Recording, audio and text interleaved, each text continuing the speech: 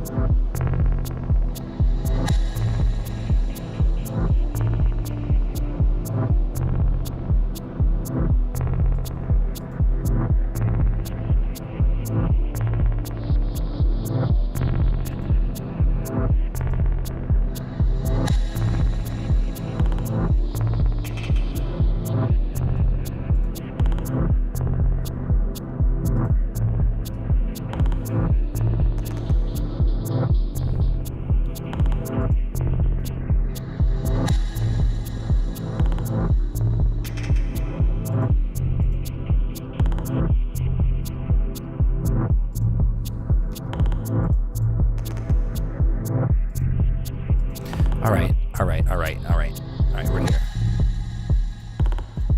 I need to go to my channel, making a new tab, and I need to go to this scheduled live.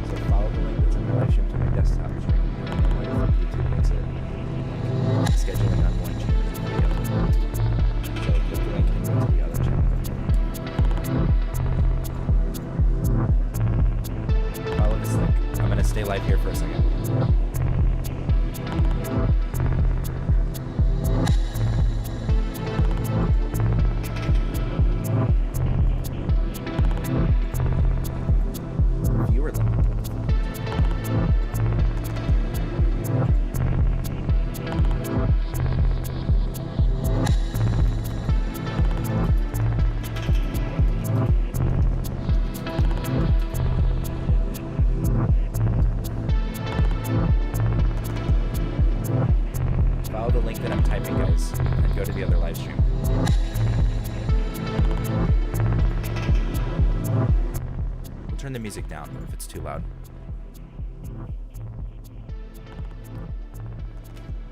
Bro. House music backing track to this thesis reading. Dude, we're just putting on whatever. I think I just got a notification that I have like a cap to how many viewers are in here.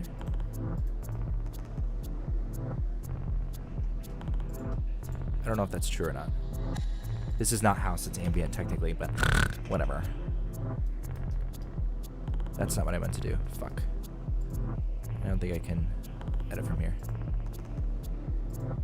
Chat, if you're watching, follow the link that I'm typing in chat. That one. Go to the other stream. Cool kids only? Maybe. ESKI, what the fuck? You sound gay. Shut the fuck up, Very Violet. I thought this was a progressive chat.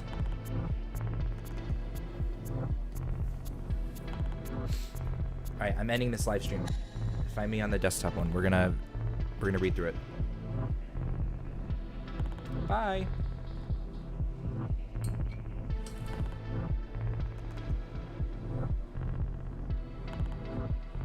In a good way.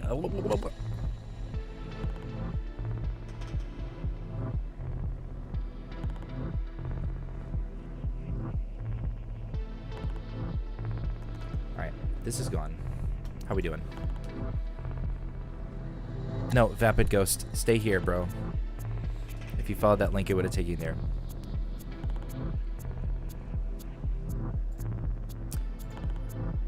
Can we, I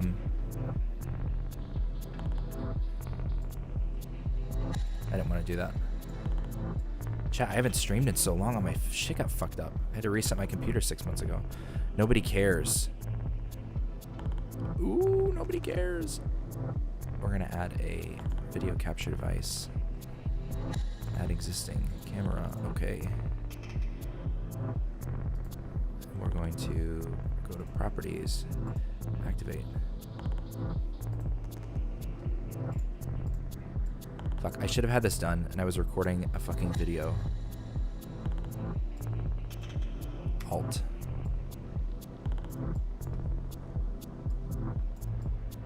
Is it really? Yeah, we can do this much. That's fine.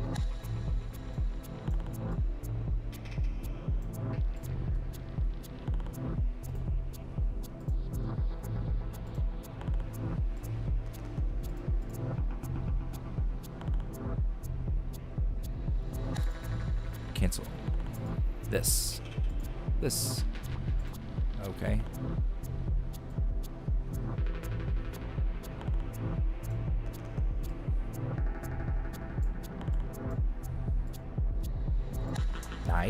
Nice. There we go.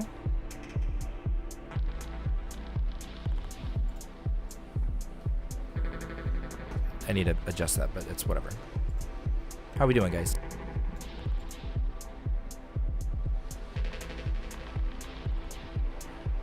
If you're ready to read this amazing thesis. Hey, how's it going, A? Pop out chat. There we go.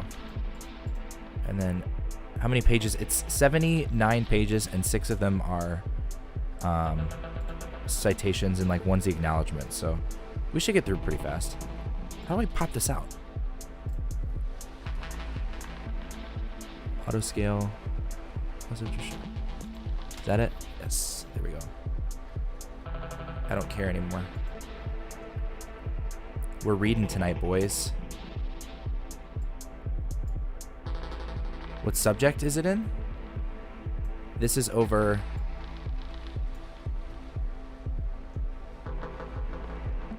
It is called The Israel Lobby and U.S. Policy in the Middle East.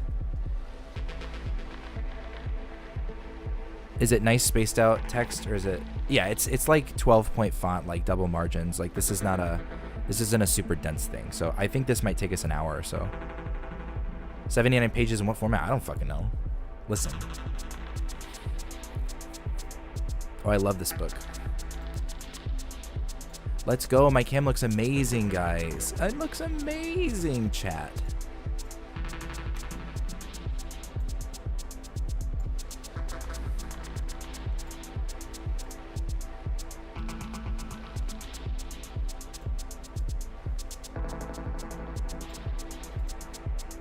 Oh yeah, there we go. Am I in a closet? No, I'm in my room. I just have my green screen up. Chat, it's literally been like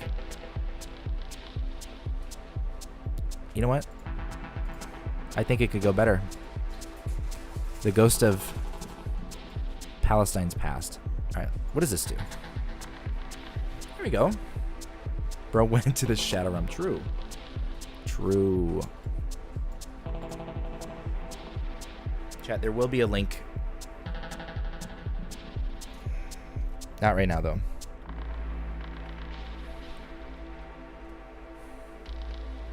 That's a lot better. I like that a lot. ESKI, do you want to watch this and write down the time he cites the thesis to check it? Sure.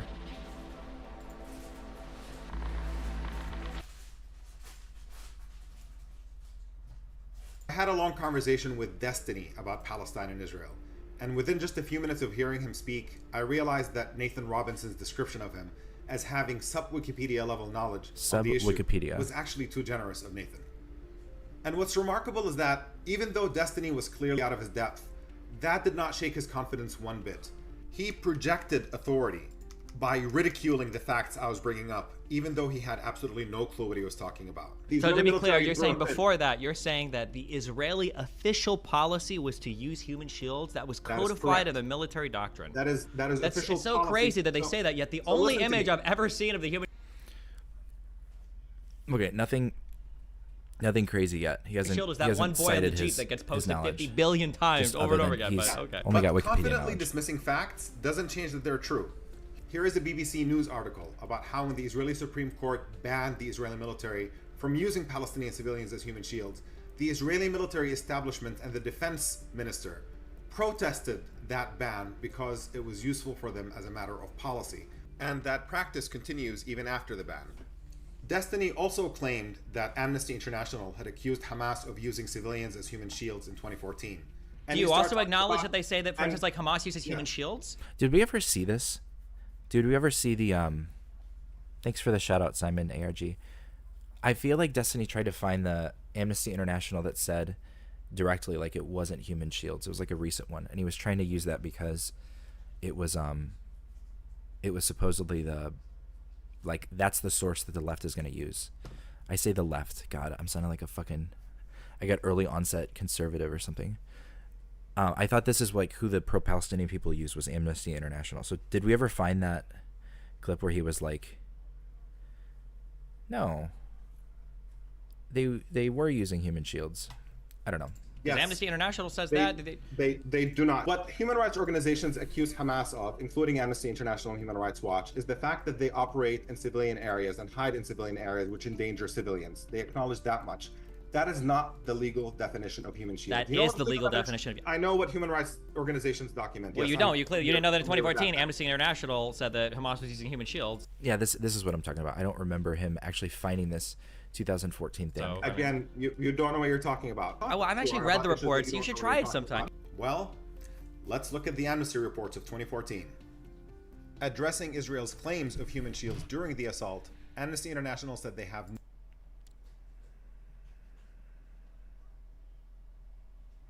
Aw, thanks, Simon. no evidence that Palestinian civilians were intentionally being used as human shields. After the assault, they issued another report saying that even though Hamas's conduct endangered civilians, it did not necessarily amount to using human shields. But more surprising was that Destiny did not have a basic understanding of the core issues in Palestine and Israel. He didn't even understand that Israel's entire presence in the West Bank is considered a military occupation that Israel was obligated to end, and that every last settlement that Israel built in the West Anybody Bank sewing is right considered now? illegal under international law. Anybody sewing? I think we're missing the forest for the trees here. I love that he includes this too. This is so fucking funny. The best part was like him being concerned about going too deep for Destiny at the beginning when he was like, oh, I don't know, like maybe we can stay surface level. Like, I don't know if you want to go there. And Destiny's like, no, I want to go into the weeds on this. I want to go into the weeds. And then like he's constantly like trying to pull them out of it again. It's so fucking funny. The idea is Israel's presence in the West Bank is illegal. They have to leave. Whether something is legal or illegal, it's not really at issue here. Like everything here, the legality of all of this is. And when he did not like what international law has to say, he manufactured complexity and ambiguity where there was none. The entire international human rights consensus and international law consensus on this, which is that Israel's occupation and settlements and wall in the West Bank are absolutely and categorically illegal. I would like to touch on a Well, couple so of. I mean, like again, like the legality question here. First of all, when we're citing like human rights organizations or UN General Assembly, like all the UN General Assembly resolutions are not. Yeah, and so this was interesting where it's fine. We don't need to recap this. Where does he say that he are legally binding, and it's really pretty straightforward. It cites the inadmissibility of the acquisition of territory by war and calls on Israel to withdraw from the occupied territories. My fast forward video won't Whenever he would work on this recognize for he was some losing reason. the argument, he would either try to change the topic, Why is it that Jordan doesn't seem to care about the border controls? Could it have to do with the fact that in 1970 the PLO and Arafat tried to kill the Jordanian king? or he would dive into a level of detail that's just completely pointless, and either What? Does he have an example of you chase him this? down that rabbit hole and lose the point you're trying to make, or else he would cleverly accuse you of not wanting to engage the details, allegedly because you're uninformed. 13,000 to 14,000 new housing units were constructed every single year, and then from I think it was from 94 or 93 to I think it was to 97, that number was like less than 5,000. It was I'm sorry, I'm getting baited again. He thinks that the difference between 13,000 and 5,000 is like a useless detail. only new housing units that were constructed. I mean, just for clarity's sake, I feel like we can get into the weeds on this. I want to get into the weeds. That's where I want to go. Yeah. Go very into the weeds. I think it's very important to get into the weeds. So even if I know you keep saying that. This is hilarious. I don't want to get lost in the weeds. I don't want to get, you just don't know the facts. Now, if you want to know the exact number of how many thousands of housing units Israel built in settlements, or how many new settlements, or how many new outposts, you can just go to Peace Now's website and see it all broken down in charts. But none of it changes the fact that all of this construction is illegal and all of it is an infringement on Palestinians' right to their land. And another tactic he used is whenever he could not defend Israel's indefensible policies, he would crack jokes. Did you know that at the beginning of the blockade, potato chips were not allowed in, sodas were not allowed in, cookies were not allowed in? Can you explain to me what threat cookies pose to Israel from your perspective? Well, if the kilo alpha one is like 200 calories a cookie, so maybe they just want people to get fat. But the most interesting exchange was about me accurately quoting Israeli Foreign Minister Shlomo Ben-Ami when he said that had he been Palestinian, he would not have accepted Israel's offer at Camp David II. Camp David was not the missed opportunity for the Palestinians, and if I were a Palestinian, I would have rejected Camp David as well. This is something I put in the book. The quote from the debate is extremely clear and straightforward, but in a desperate attempt to deflect, Destiny says that instead of believing your eyes and ears, what you should do is go read the book so that you would understand that the quote actually means something else. People accuse you of not knowing anything about this topic, but I understand when you're debating things. You don't know anything about the topic, and that's why you get upset when you talk about getting into the weeds. Even that quote you gave earlier from the Israeli foreign minister about how like I would have accepted the deal if I was Palestinian. That's not what he said. That's not what that quote said. Yes. Does he actually? Go to the book Okay, and read the passage where he talks about it. What he said was that conditions were not right at the time for Palestinians to feel like they could accept that deal. Now, the bad news for Destiny is I didn't just read the book. I took meticulous notes because I was working on my master's thesis on this subject okay, here we go. when this book came out. And sure enough, what he claims about Camp David simply isn't there. Now, this is where it gets really funny. Wait, does he show that?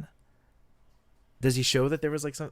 Destiny further embarrasses himself by tweeting a video at me made by one of his coolest followers mocking me because he thought that it proved me wrong about this quote.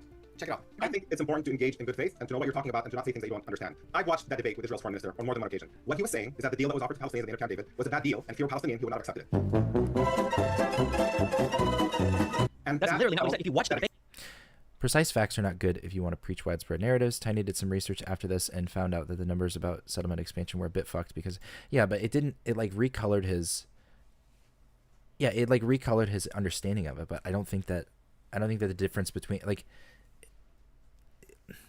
the thing that changed, I think, was like Netanyahu being like open to stopping the settlements versus not at all. But I don't think that changes the overall like point that he was making, was that there was an adjustment in there. I don't know. I don't remember the exact thing, but yeah, I guess I can understand like going down specific quotes can run into problems. That's probably true. And I watched that debate. It was literally hosted on Democracy Now, and he's quoting his own book. And if you go back and read the book instead of just watching the YouTube video, you'll see the context of what was given. What was given was We'll that make that available. I'm glad you're saying that. I think we're gonna be able to flip this up. I'm gonna flip up that part of the debate. We'll put it up there with the quotes of the book, which I have sitting on my shelf. I'm happy to do all of those. Okay, so he shows it.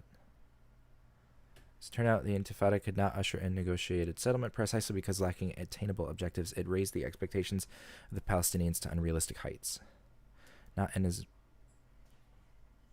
that it became impossible for their own leaders to meet. I don't know if that... Now, that's pretty cute, but the problem is that the confused person who made this video grabbed book quotes not about the Camp David offer that I was referencing, but about a different set of negotiations at Taba. And the reason why that distinction is really important is because the Camp David offer that I referenced and that Ben-Ami said he would not accept that he'd been Palestinian happened in the summer of 2000, several months before the Intifada. Whereas the harsh conditions being referenced in the book here in this video talk about conditions being created by the Intifada that made future negotiations and agreements more difficult for Palestinians to accept. So those conditions could not have possibly been in reference to the Camp David offer that Ben-Ami was talking about in this quote because the Intifada had not happened yet. And yet, Destiny is so clueless that he just doubled down on his obvious error. And he said, I told you that your source was wrong. You were misunderstanding his statement, and I even said you probably got his interpretation from this exact interview, which I've seen now you've proven me correct, which is true. He pulled the thing from the interview. Okay? Conditions weren't such that the Palestinians wouldn't accept the deal, but not because the deal was so horrible, which is what you're implying. This is why I encouraged you to find the relevant passage rather than to quote 10 seconds. Yeah, so just because the DGG or used the incorrect, the new curbed, yeah, it just, even if the video quoted the wrong second, I don't think that changes the character of the book. But I don't remember this. He even tried to take credit for having guessed what interview I got this Ben-Ami quote from, even though I had already mentioned the source when I first shared the quote with him. And by the way, if Destiny knows Ben-Ami's book so well, he probably would have noticed that in it, Ben-Ami proves almost every argument that Destiny himself spent our entire debate trying to deny. And what's remarkable is that there is a cult-like quality to social media today that is immune to counter-evidence. Whether it's Destiny or Alex Jones or any other grifter who gains prominence by peddling nonsense to a large and loyal fan base, it really highlights that we're in a post-truth environment. is why even someone like Lex Friedman, in a well-meaning attempt to enhance understanding about Palestine and Israel, finds himself trying to host a debate between actual experts, like Maureen Rabbani and Norman Finkelstein on one hand, and then a clueless YouTuber like Destiny being thrown in the mix. Because grifters are actually good Nice at sounding add-on, like they know what bro. they're talking Good about. job. And it takes Good real job. knowledge. Okay, so he said that he read this book when he wrote his master's. So we might see that book by Ben Ami here. I present to you, chat. Well, let's get through the first pages first. To the Graduate Council. I'm submitting herewith a thesis written by Omar S. Badar entitled The Israel Lobby and U.S. Policy Towards the Middle East. I have examined the final copy of this thesis for form and content and recommended that it be accepted in partial fulfillment of the requirements for the degree of Master Arts with a major in political science. This is his professor. 2 people recommended it. And their grad program person was there. Okay, got it. Statement of permission to use. So this is the thing that I was talking about on Reddit. In presenting this thesis in partial fulfillment of the requirements for a master's degree at the Memphis University, I agree that the library shall make it available to borrowers under rules of the library. Brief quotations from this thesis are allowed without special permission, provided that accurate acknowledgement of the source is made. Permission for extensive quotation from or reproduction of this thesis may be granted by a major professor or, in his absence, by the head of interlibrary services when, in the opinion of either, the proposed use of the material is for scholarly purposes. Any copying or use of this material in this thesis for a financial gain shall not be allowed without my written permission. You know, chat, it'd be really, really sad if we got copyright struck because we're reading something on a YouTube channel, but I don't have 1,000 subs yet, so not me. Not me. Subbed and donated. Thanks, Simon. Jesus. All right, let's get into it. The Israel Lobby and U.S. Policy in the Middle East, a thesis presented for the Master of Arts degree at the University of Memphis. I don't want this. Wait, isn't there a way that I can like see my... Can't I like look at all the chats from people who are in the embed? Isn't that a thing now? If I do this, I'm going to mute this because it's going to be really loud. If I type this and I do this, doesn't it show? Fuck, I thought there was a way that the embed did the thing. Never mind. Sorry.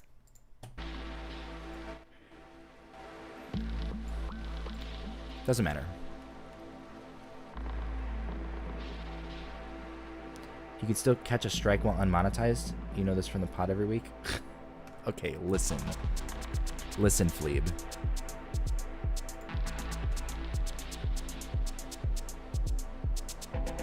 Click the I.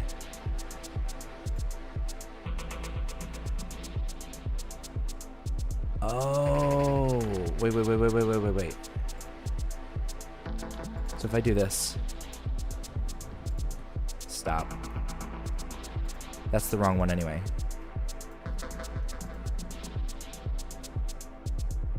Fuck, I'm so mad that I'm having to do this shit right now. We're supposed to be going...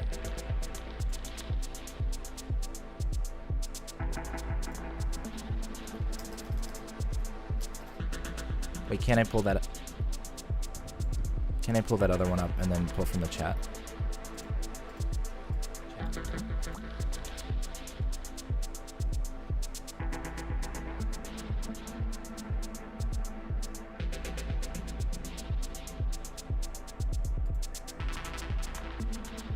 It doesn't matter. I'm almost there, guys.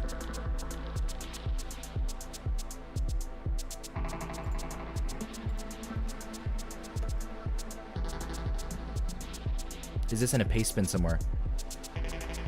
It's not. It will be. I'm gonna do it after the stream. I just I had a bunch of stuff going on, so we'll do this. Is volume okay, guys? Is it fine?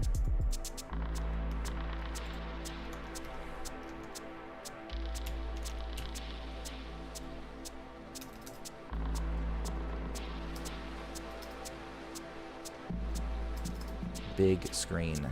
Big.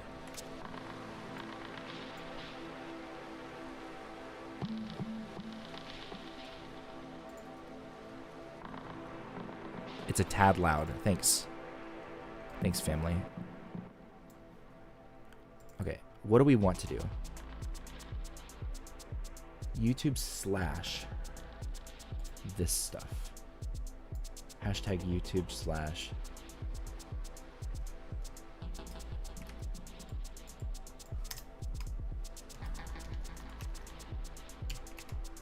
That should work, right?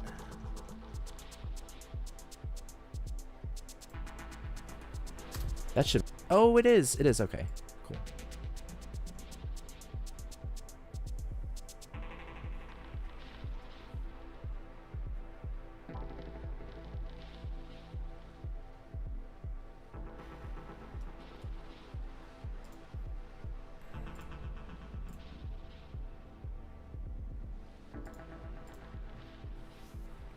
Pastebin will be live, guys. I think I'm gonna upload just the PDF because it is images that were converted to PDF, so I don't have the raw text.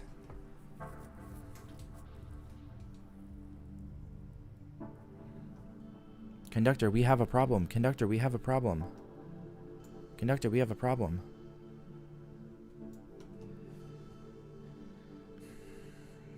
Acknowledgements. I like people, things. All right, here we go. Abstract. Badar Omar, Master of Arts, the University of Memphis. Israel Lobby. Blah, blah, blah. The debate surrounding the role of foreign interest groups in American foreign policy is particularly heated with regard to the purported importance of the, quote, Israel Lobby, which is generally perceived as the most powerful lobby representing foreign interests. Of particular import is the ultimate influence of this lobby, namely whether it is the primary director of U.S. policy towards the Middle East, or whether U.S. policy is driven primarily by the U.S.'s independent strategic considerations. I show that while the general affinity of the U.S. towards Israel may be attributed to strategic U.S. interests, U.S. policy towards the Israeli-Palestine conflict contradicts such interests and is influenced heavily by the Israeli lobby. Paradoxically, I find that while the rising notion that the Israel lobby controls U.S. Middle East policy is a substantial exaggeration, the Israel lobby is in various ways more powerful than commonly acknowledged in extant literature. What does extant mean?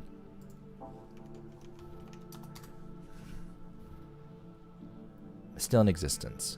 Okay, so stuff that is here currently.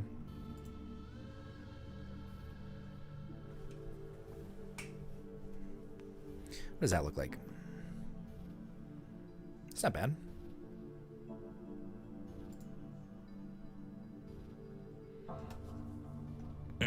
Table of contents. All right, chat. Now this is page 1 starts at the introduction. Oh my God, there's more pages than this. Jesus. Okay.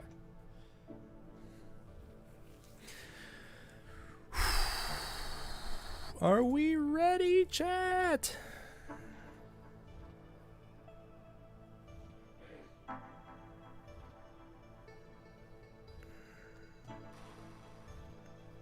The influence of foreign interest groups on U.S. foreign policy has long been a point of contention.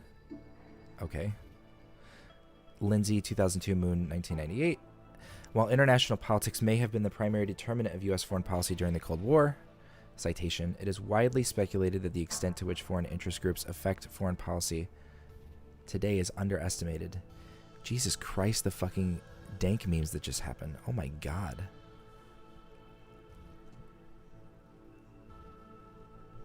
Can I pop this out?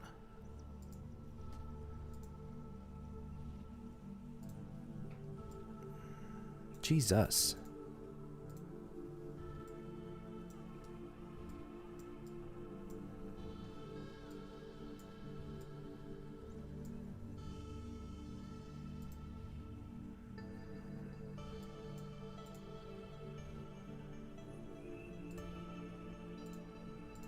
I don't know what I'm doing right now. Holy shit.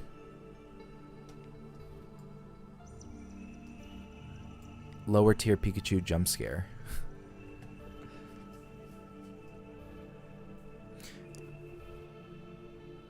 While the international politics may have been the primary determinant of U.S. foreign policy during the Cold War, it is widely speculated. I need some meth. Yeah, dude, I need to fucking snort a line or some shit. It's widely speculated that the extent to which foreign interest groups affect foreign policy today is underestimated. Indeed, Samuel Huntington goes as far as to argue that studying domestic forces is more important to understanding U.S. foreign policy than studying the interests of the American state in a world of competing states. Okay. Nowhere has the issue of domestic influences on U.S. foreign policy been more controversial than with regard to the prospective impact of the so-called Israel lobby on U.S. policy towards the Middle East. This is due in large part to the rising suspicion that among some scholars of U.S. foreign policy of undue Israeli influence on U.S. policy making towards the Middle East. Jesus Christ. To the rising suspicion among some scholars, okay, some, of U.S. foreign policy of undue influence on U.S. policy making toward the Middle East. Mersheimer and Walt, 2006. Okay, I'm going to actually open a notepad of stuff I want to read.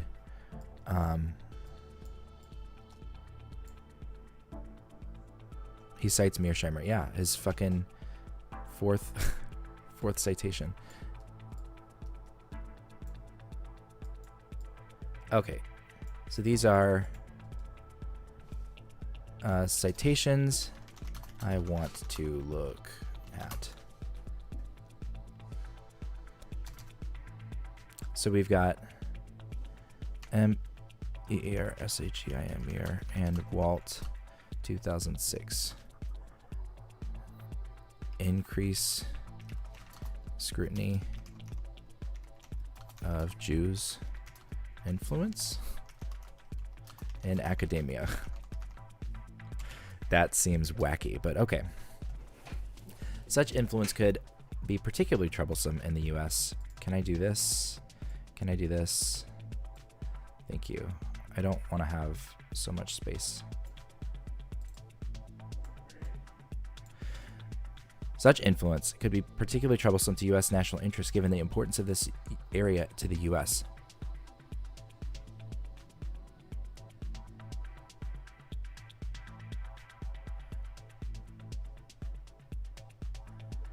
Dead on Arrival, who are you who are you talking to?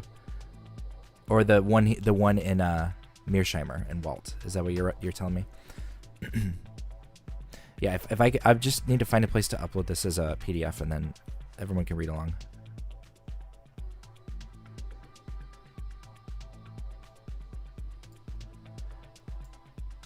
I'm no scholar and know nothing about degrees with a lot of writing, but it's pretty weird that you can wield your degree as an authoritative thing, but people normally can't read your dissertation.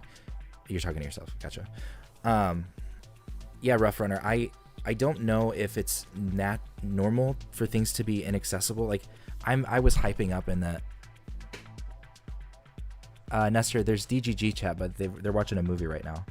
I don't know if in the... Oh my gosh. Wielding your, like, dissertation, but it not being accessible. I don't think that was done on purpose. I think it's just a matter of, like... Oh, I was overhyping how difficult this was to get. So it is from a library. You can go to a library and you can request a book. But what I did was I had a friend who had gone to Memphis University before, and they scanned the book for me. As opposed to like going through my college library would have been able to request it and we would have gotten it. Like other scholars can get access to this, and a normal person can walk into a library and request it if they know where to look. But it certainly is like not wide and available.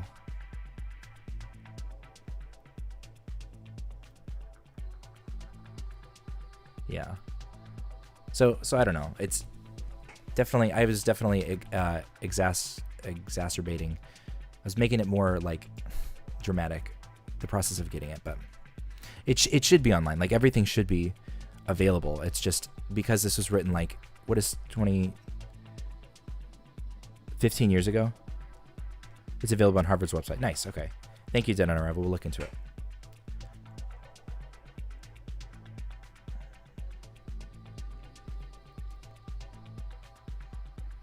Okay. Such influence could be particularly troublesome. We can actually do this.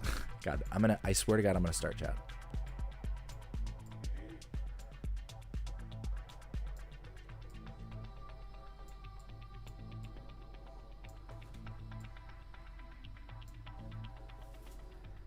We could probably do this then.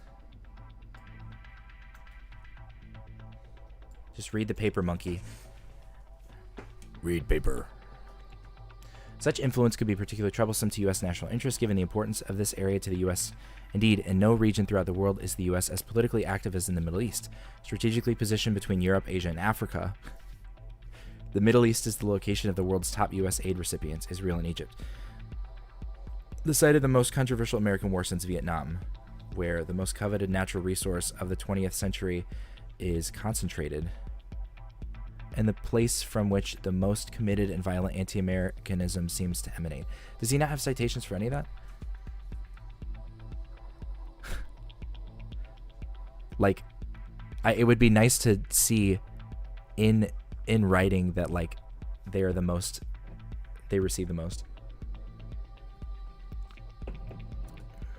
And the place from which the most committed and violent anti-Americanism seems to emanate.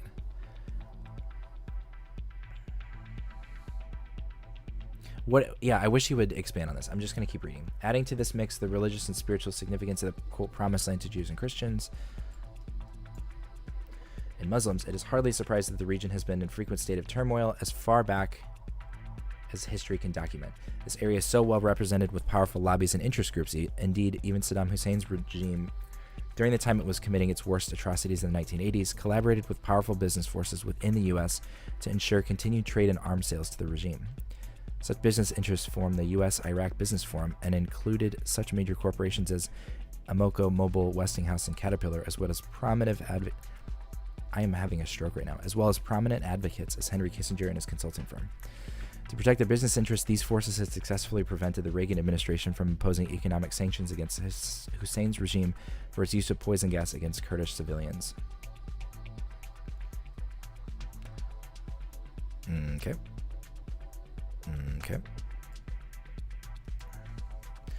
Another prominent player in the region with noteworthy leverage over U.S. foreign policy is Saudi Arabia. The Saudi royal family exerts influence over U.S. policy not just by the extent of their influence over the world economy through controlling large portions of the oil production and by other close ties to the energy industry in the U.S., but also by their high levels of investment in the U.S. Saudi royalty hold, quote, billions, but also by their high levels of investment in the U.S.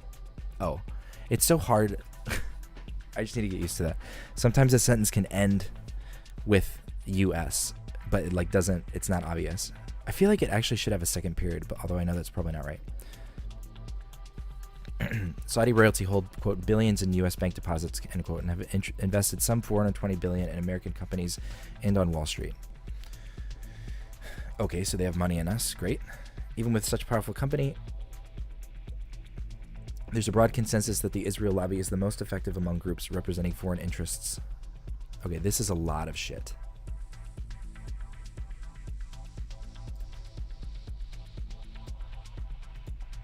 Can I do this? Bard, 1994. Haney and Vander Bush, 1989. Lindsay, 2002. Moon, 1988. Smith, 2000. Uslaner, 1998. Okay. Indeed, as examined below, the controversy surrounding the Israeli lobby is not about whether it's powerful, but whether it is so powerful that it overrides U.S. national interests in favor of Israel's interests. This feels like Nick Fuentes helped him with this. I'm not going to lie. This feels like the super academic, like, Jewish conspiracy that we got from Fuentes. Proponents of the latter thesis often point to the cost of America's unrestrained support for Israel to the U.S. national interest, while its opponents point that the independent impact of the lobby is overstated and the U.S. policies are driven more by the shared interests of the U.S. and Israel, as well as the geopolitical interests of the U.S. One of the central purposes of this paper is to resolve the contention over the extent of the Israel lobby's influence over U.S. policy by closely examining both perspectives and reviewing the record of clashes between Washington and the Israel lobby. Okay, so he's saying that because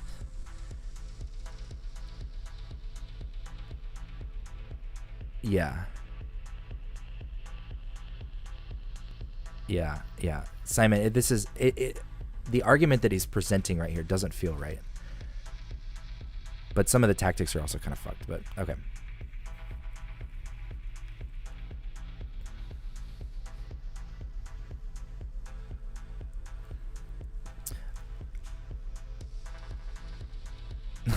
I don't know, Crackman. I'm not like a scholar. I don't read papers very often, so I'm not really sure. I don't know if it's good or bad, but the argument's weird. It doesn't sit right with me at this moment. Although I can't explain why. I'm gonna have to think about it for a second. Argue that a key to properly understanding the power of the Israel lobby lies in distinguishing U.S. policy towards the Israeli-Palestine conflict from Israel-related U.S. policy in its broad sense. The Israeli-Palestinian conflict is of great but underestimated relevance to understanding U.S. policy in the Middle East. Public opinion polls throughout the Middle East consistently show that popular attitudes toward the U.S. are largely driven by U.S. policy towards their conflict. This is of exceptional significance to the U.S. at a time when the battle for, quote, the hearts and minds of the Iraqi people is proving to be so arduous. The significance of the conflict was further emphasized by the Baker-Hamilton Iraq Study Group report, which argued that the United States will not be able to achieve its goals in the Middle East unless the U.S. deals directly with the Arab-Israeli conflict. Do we have Baker and Hamilton already? No. I don't think I need to read that. Distinguishing U.S. policy towards this conflict from general U.S. policy towards Israel is meant to highlight the conflict's independent significance as an issue that is insufficiently studied. Examining the influence of the Israel lobby under such distinction can significantly enhance our understanding of the way interest groups influence foreign policy in general, as well as the power of the Israel lobby. This paper paradoxically argues that while the rising contention that the Israel lobby controls U.S. foreign policy is a gross exaggeration, the Israel lobby is nevertheless more powerful than often acknowledged. Okay, so it's not 100%, guys, but it's not 0, so give me a master's degree, please. In fact, it is able to override U.S. preferences on the particular issue where vital U.S. interests are not clear to policymakers, namely the Israeli-Palestinian conflict. After examining the broader issues of U.S. foreign policy towards Israel, as well as the power of the Israel lobby relative to other interest groups, I will assess the power of this lobby within U.S. foreign policy, specifically drawing from different cases of U.S. policy towards Israel. I will examine the relative power of the Israel lobby over these respective issues. Got it. So we're going to see minds that have been changed by the Israel lobby. Then we're going to assess how many times that's happened and how many times they've been pushed back against. And that's going to mean that it's not 0, guys. We really needed a whole paper for this. So that is essentially what he's getting at, is that because we have more direction in one, because we have more like funding in one section than others, therefore they are the most powerful. It has no like assessment of why would we be doing that. Just it's automatically assuming. God, I'm sounding like an idiot right now. This sucks to read. Sucks at writing. It's common knowledge that the U.S. and Israel... Thanks, Trainer Andy. It's common knowledge that the U.S. and Israel have a strong relationship. This section will briefly review the key aspects of this relationship. In keeping with the policy distinction emphasized earlier, I will first discuss U.S. general policy towards Israel and then proceed exploring U.S. policy towards the Israeli-Palestinian conflict. U.S. policy towards Israel. In terms of traditional tools of foreign policy, Israel is well supported by the U.S. With the exception of post-invasion Iraq, Israel is the single largest recipient of U.S. foreign aid and has been so since the 70s. It currently consumes nearly 1/5 of the U.S. foreign aid budget, receiving approximately $3 billion a year, more than 2/3 of which in the form of military aid. Prior to the Six-Day War, U.S. aid to Israel was a mere fraction of its current levels. It was only after Israel's demonstration of military superiority in the Middle East by defeating several Arab states and tripling its size in 6 days that U.S. aid increased in 100-fold in a handful of years.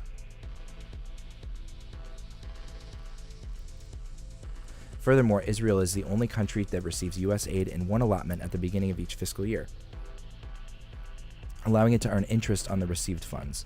Unlike any other country, Israel is also exempted from requirements to provide an itemized accounting for expenditure of this aid. Mearsheimer again. In addition to this material assistance, the U.S. has also allowed Israel to develop nuclear weapons, a policy at odds with U.S. policy towards other countries in the region. Why is this important? like it's they somehow think the location is what matters, not like not like what we think they're going to do with them. That's really silly. It's like proximity means somehow it's bad for you to have nukes when it could be like what we think the motivations of the government are, or what the agreements that we have. I don't know. That's super weird.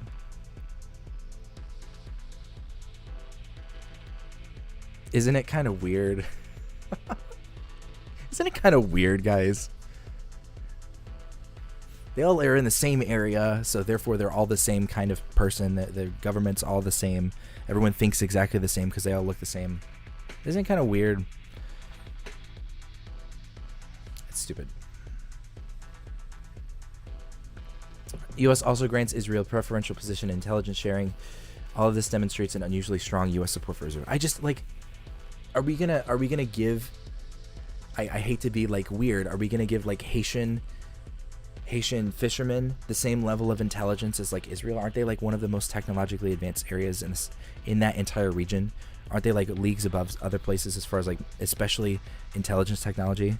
So why would we not add more to their pile, or why would we give them more treatment over? I don't know. It's not like it's dirt and stone huts in the surrounding areas, but it's like I think they're the shining star, so of course we're gonna give preferential treatment to them. This whole thing feels fucking stupid.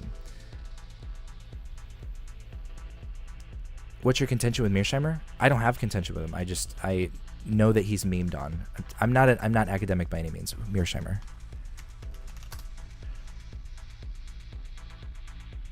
I feel like he's a Finkelstein-esque character, but I know nothing about him, so.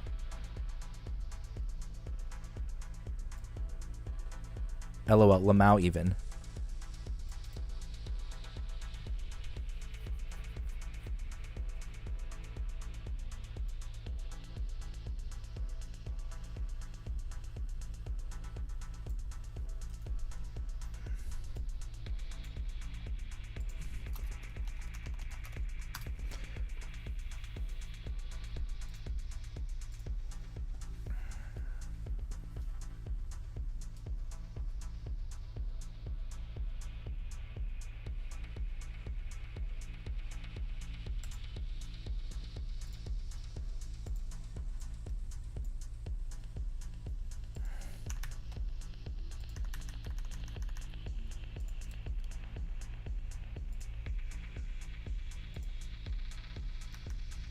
Whatever, bro.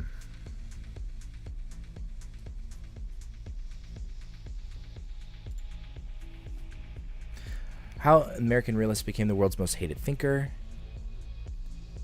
February 2022, Mearsheimer was at home finishing an article for Foreign Affairs. In the preceding weeks, Russian forces had amassed on Ukraine's border, even as military officials in Moscow denied any plans to attack. Mearsheimer, a professor of political science at Chicago, was tasked with explaining to readers the prospect of war in Europe. He just completed the final draft of the essay when he received an urgent message. Fuck off. Can I get like a summation? I don't want to read every fucking thing about it. He's the one that said Reddit is much better for my monkey brain, chat. Got him.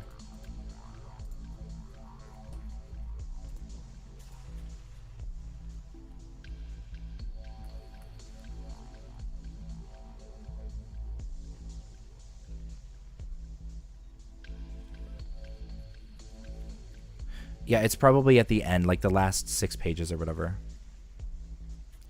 Trina Randy, I want to like cut you off a little bit. We're not here to like shit on him necessarily.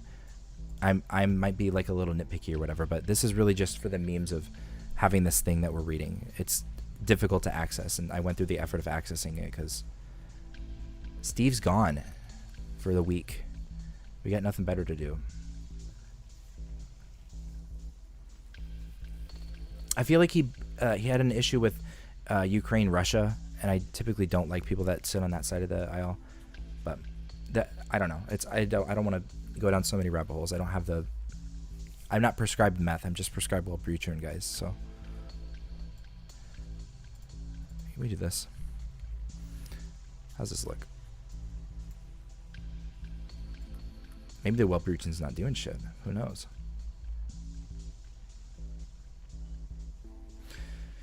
U.S. policy towards the Israeli-Palestine conflict. The extent of U.S. support for Israel is particularly apparent in its policy towards the Israeli-Palestinian conflict. This has been really demonstrable in U.S. policy towards the settlement issues, the U.S.'s role in the peace process, as well as U.S. relations with the Palestinian governments. While the rejection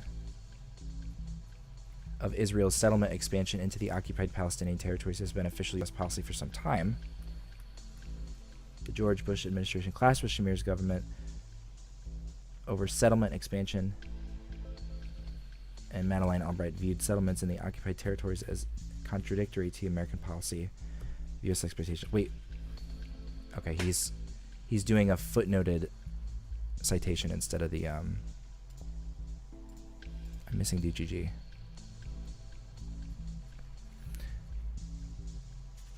If I want to destroy my opinion on Mearsheimer.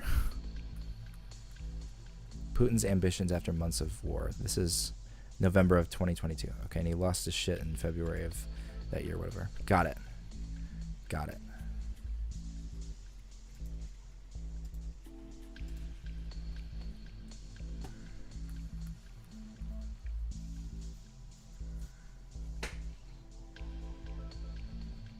Well, the rejection of Israel's settlements.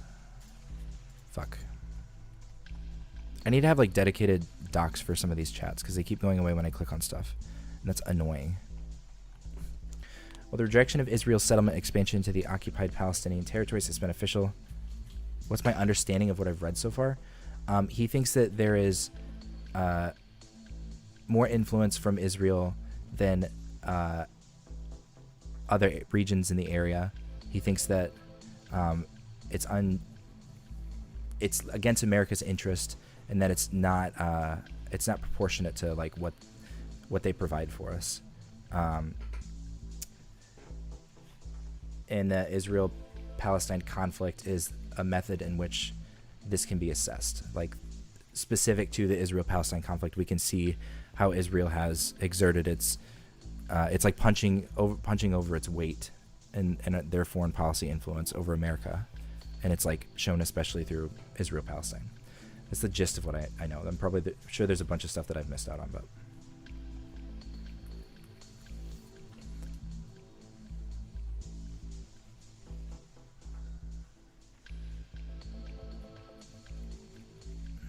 While the rejection of Israel's settlement expansion into the occupied Palestinian territories has been official policy for some time, U.S. has never taken any strong action to compel Israel to cease its settlement activities. I don't like. Okay, it's fine. Such as conditioning U.S. support for Israel on the dismantlement of such settlements. The U.S. objections were generally confined to pronouncements of the counterproductive effect of the settlements, while U.S. military, economic, and diplomatic support continued unabated.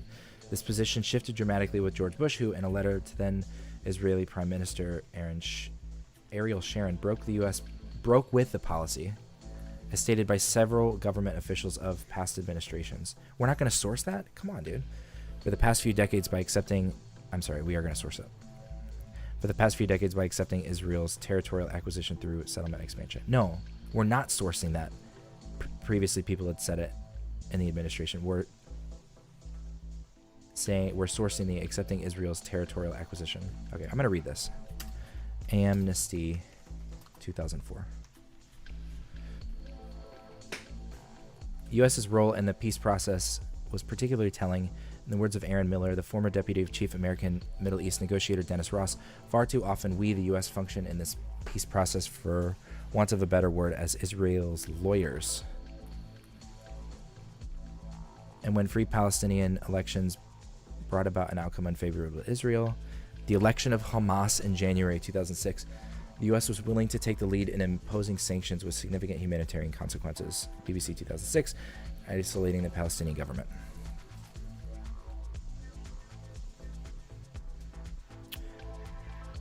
We didn't like Hamas from the beginning because they assassinated. I don't remember the inception of Hamas and what happened, but I feel like it wasn't like we were neutral about them coming in and then they suddenly changed. I feel like they were already known to be trouble, but I could be wrong.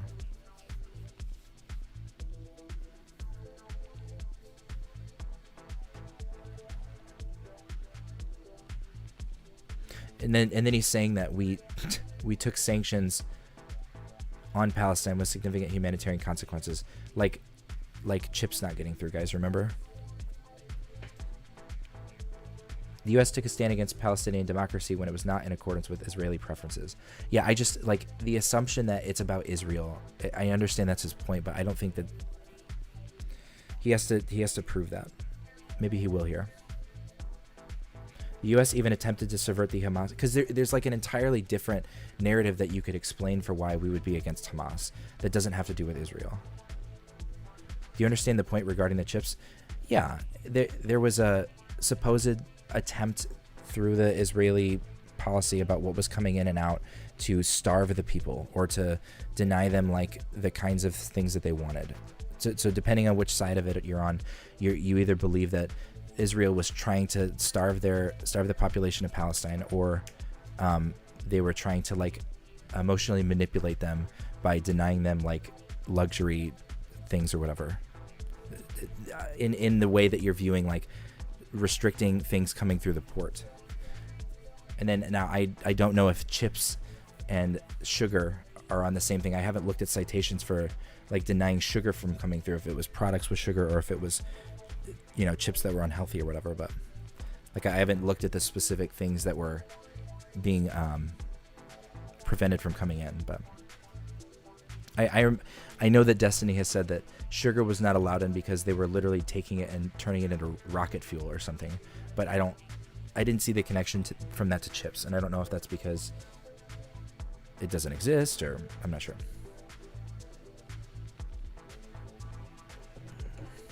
That was a weird moment in that argument where he was talking about like chips being denied, cookies being denied or something. They're like the population being manipulated and forced to suffer in a sense. Even though it seemed like he was talking about starvation, he wasn't actually saying the word starvation. And then he did say the word food insecurity, which I also think we went through food insecurity a stream or two later, and I don't remember. Anyway, I'm spinning out of fucking control right now. I mean, if that's what it was, like, boo-hoo, I guess. It sucks. It's not like a thing that I would cheer on, but it's a lot different than like trying to control the weights of Palestinians through like. The point was that the blockade is more encompassing. My links are broken on Reddit. Yeah, Overlet, I need to fix that. We can do this, can't we?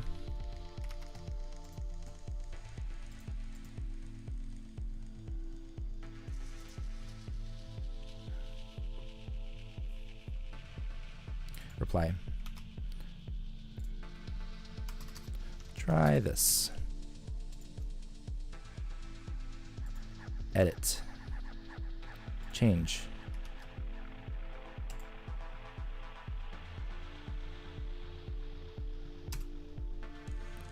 Edit. Changed. Link. Save. There was one more I posted it, I think.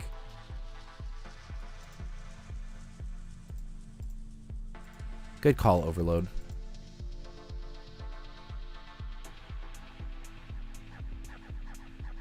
So we'll edit the comment and we'll change this to this. Reply. Save edits.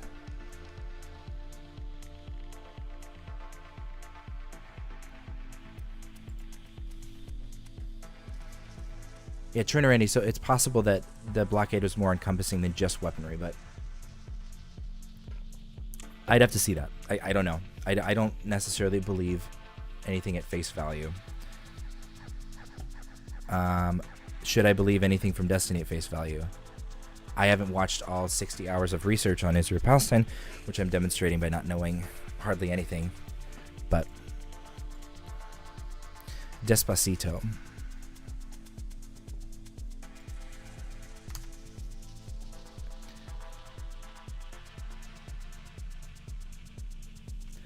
U.S. even attempted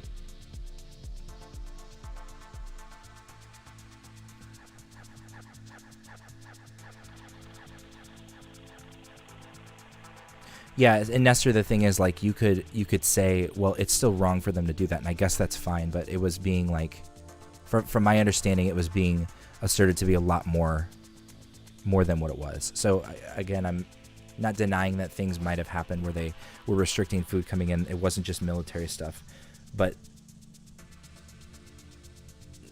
maybe I'm more on the side that they were trying to suppress the people, make them unhappy, I guess, but they weren't trying to starve them, and I think that was what was being asserted, or implied at least. I don't know. U.S. even attempted to subvert the Hamas government by providing arms to the Palestinian political and military opponents. When the U.S.-backed faction of the Palestinian government, Fatah, took control of the West Bank following its forceful eviction from the Gaza Strip by Hamas, U.S. assistance to the West Bank was resumed while Gaza slipped into further destitution when the embargo on it was further tightened as a means of curtailing Hamas's popular support. Yeah, I mean, I think this is probably true, but Al Jazeera, come on. Like, sure, it's probably true, but fuck, you couldn't find a different thing that would say... I don't know. One may reasonably conclude from all this that in addition to being a close ally of Israel and providing massive assistance, the U.S. has been a staunch supporter of Israel in this conflict. Given Israel's extensive human rights and international law violations in this conflict, which I will discuss later in further detail, the international community's position diverges sharply from the American support for Israel on this issue. In fact, the U.S. has unilaterally vetoed more than 40 UN Security Council resolutions critical of Israel, virtually all of which were related to the Arab-Israeli and Israeli-Palestinian conflicts. To put this into a broader context, the U.S. has used its veto to block criticism of Israel more times than the combined total of vetoes cast by all of the permanent members of the UN regarding all issues. This contrast between the international community's position on the conflict and U.S. policy towards it brings us to the main question of this study: to what extent does the Israel lobby influence this policy? I'll begin this inquiry by examining the Israel lobby's characteristics and power relative to other interest groups. Dead on arrival, I am completely fucking wrong. You are right. We're a tenth of the way through, so at this point we're going to take 10 hours. I'll start speed reading, and I'm sure there's going to, like, I'll get less critical as we go on too. I'm doing a lot of rabbit holing, so that's my bad. But speaking of which,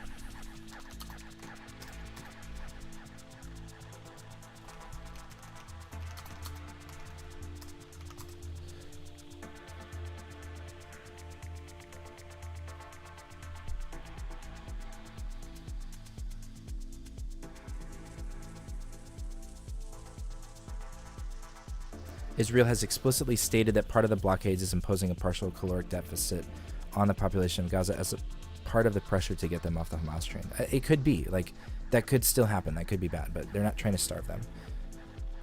I don't think so. I don't think that they're trying to starve. I think that they're exerting power where they can. To try and change and I don't think that's necessarily good or bad, but fuck, if I do a Google Doc, or if I do a fucking Google Drive thing,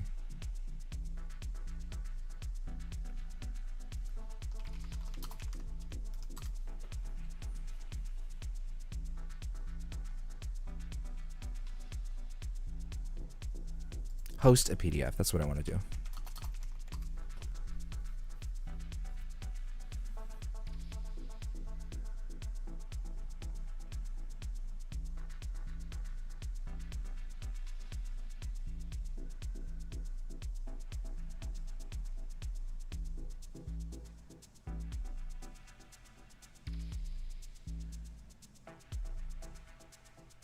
Is there an imgur for PDFs? Fuck. I hope no one in DGG's yelling at me because I'm being stupid.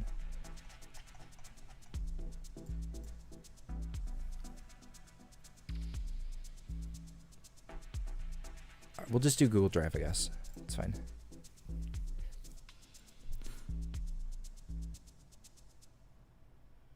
You have to make an effort post dissecting this, so might as well make a doc for notes. Yeah. I don't know if I'm qualified to dissect it. Like, I'm just reading through, but I'm gonna. It's been an hour, so I'm just gonna upload it. New folder.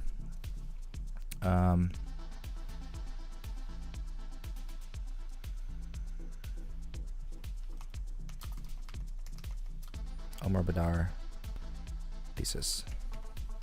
Create.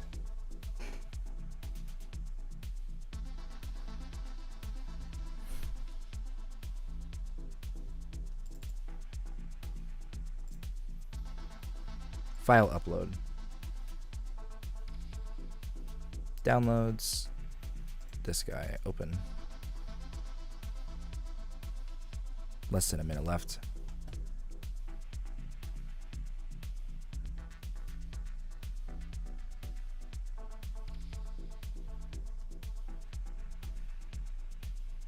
Finishing upload.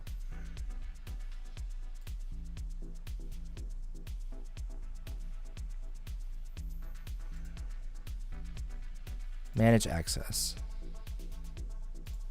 Anyone with the link. Done.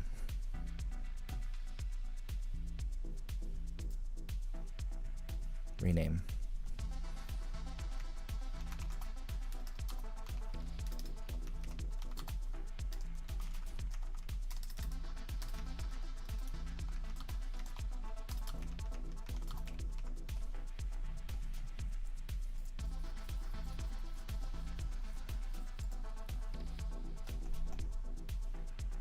Conductor, we have a problem. All right, chat. You get it first.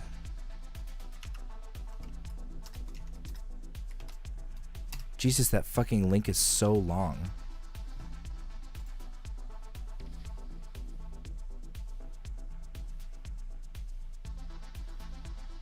The file is too large to preview? Dude, no one is going to be able to read this. Holy shit. Everyone's going to have to download it. That's so fucking annoying. All right, we'll keep that up.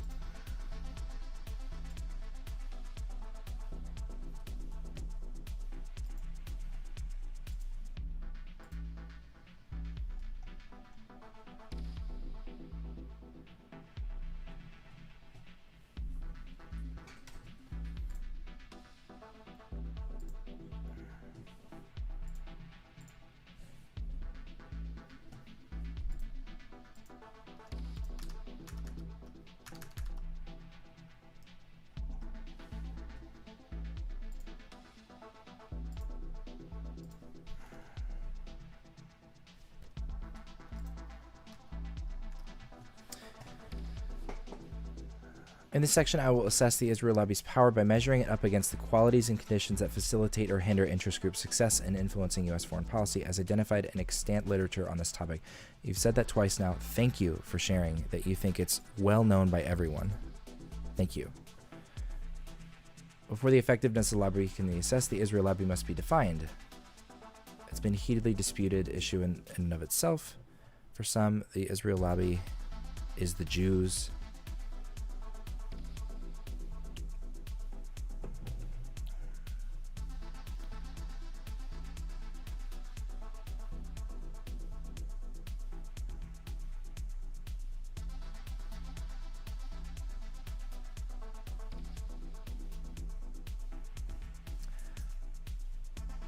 It's the Jews, guys. It's that simple.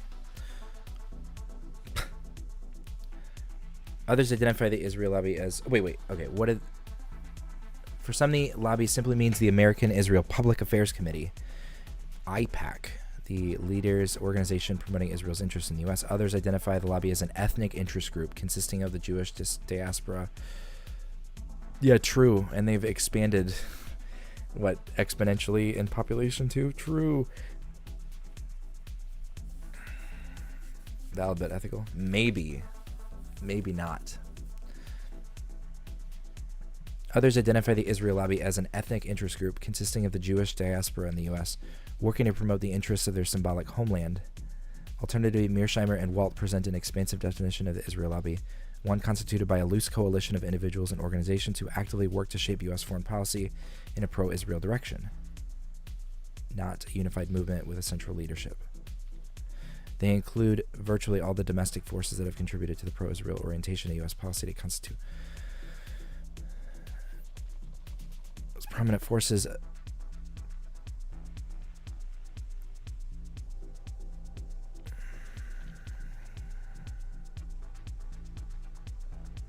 Despite this unorthodox definition, Mearsheimer and Walt nevertheless acknowledge that the most prominent of the forces constituting the Israel lobby is the American Israel. So, okay, regardless of whether it's the Jews as a ethnic group or just the organization, the stronger one is the organization. You could argue the other one is too. ADL has an article criticizing. Thanks for being this psychotic. Good night. Hey, thanks, Rough Runner.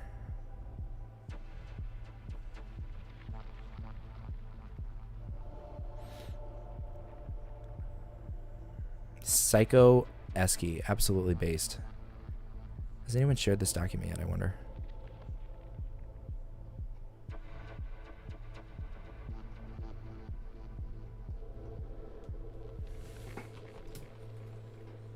I posit that restricting the Israel lobby to either of its traditional conceptualizations is faulty. While there is no question that the ethnic Jewish dimension of the Israel lobby is indeed present, and while AIPAC may very well be the most important organization affecting America's relationship with Israel, as the New York Times argues, according to the AIPAC's website, these are nevertheless incomplete accounts of what constitutes the Israel lobby in the U.S. AIPAC is simply not the only organization whose primary objective is promotion of Israel's interests in the U.S. By contrast, Mearsheimer and Walt's definition of Israel lobby is as encompassing nearly all the domestic forces that have contributed is overly expansive. Okay, great. You're drawing a middle ground. Nice. It's not all the Jews. It's not just the organization. It's somewhere in between. Is it all but 5 of the Jews? Only time will tell.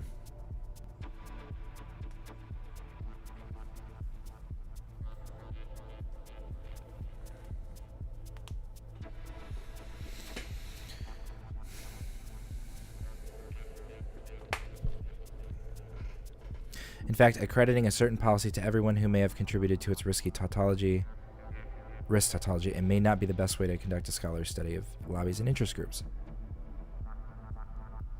In seeking a middle ground between overly narrow or expansive definitions, I define the organized Israel lobby as a coalition of national organizations whose primary purpose is the promotion of Israel's interests in the U.S. This includes AIPAC, the Zionist Organization of America, the American Jewish Congress, the American Zionist Movement, the Israel Project, Christians United for Israel, Honest Reporting, and the Committee for Accuracy in Middle East Reporting in America. Okay. Latter two are media watchdog groups that focus exclusively on curtailing criticism of Israel in the U.S. media and promoting a positive image of it. I would love to see a citation for that too, but we'll just take your assessment of them. Allied groups and organizations as opposed to the core group constituting the organized Israel lobby are domestic forces which play a considerable role in promoting a pro-Israel U.S. policy, despite having a much wider focus on the promotion of Israel's interest.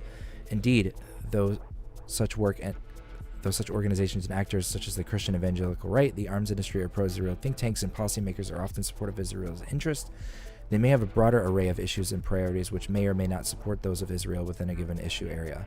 To be clear, the Christian evangelical right, as a religious group made up of tens of millions of people, is an ally of the lobby, while Christians United for blah blah blah is an organization with tens of thousands of members, as a direct member of the Israel lobby. There are also borderline organizations that can either be thought of as members of the Israel lobby or allies of it, such as the ADL, a group that purports to designate the fight against anti-Semitism. Of course you have an issue with the ADL, okay, as its central mission, but which devotes substantial energy defending Israel's policy and attacking their critics. Despite the extent of its devotion to the defense of Israel policies and interests, I would consider the ADL to be an ally of the Israel lobby, since its scope is a bit wider than Israel's interests, which are not its declared primary focus within such a scope. There's also an unorganized Israel lobby, which is essentially the ethnic lobby, is frequently defined in interest group literature, consisting of Jewish diaspora in the U.S. While there's no question that there exists a wide diversity of views regarding U.S. policy towards Israel within the Jewish community in the U.S., the general community nevertheless remains deeply concerned with Israel's security and interests, as well as highly politically active and financially well off. Why? Oh, because the money influences the policy. Okay.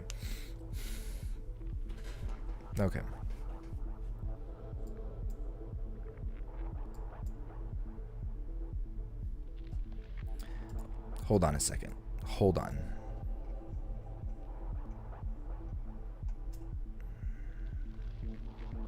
Citation? Smith 2000 is what they said.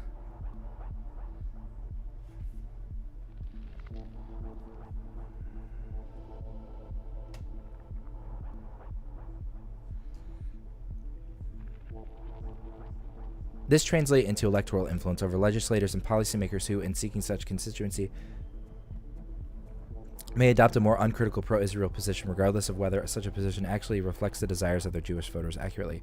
With the Israel lobby defined, I will now assess its effectiveness in the context of... I mean, did you define it? You said some groups, and maybe all of them. Maybe most of them. Okay, it's fine. I will now assess its effectiveness in the context of the qualities and conditions that facilitate or hinder the success of interest groups at influencing U.S. foreign policy. Determinants of interest group effectiveness. Interest group literature related to matters of foreign policy is fairly underdeveloped in comparison to the literature devoted to examining interest groups' influence on domestic policy.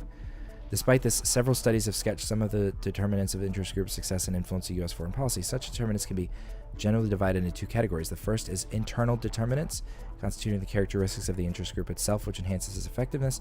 This can be thought of an interest group's organizational strength. The second category is external, consisting of the broader political conditions that may facilitate higher success rates. What follows is a review of each set of the determinants and how they relate to the Israel lobby. Internal determinants of success, organizational strength. Perhaps the most notable internal determinants of lobbying success are an interest group's membership size, unity, and level of commitment or political participation, as well as financial resources. If I had a red pen and wrote on it as I went through it, I mean, can I draw? Red. There we go. Can I change the thickness? And give me that thick. Yeah, there we go. Okay, now start over. Yeah, sounds good. I'll be up till 4 a.m.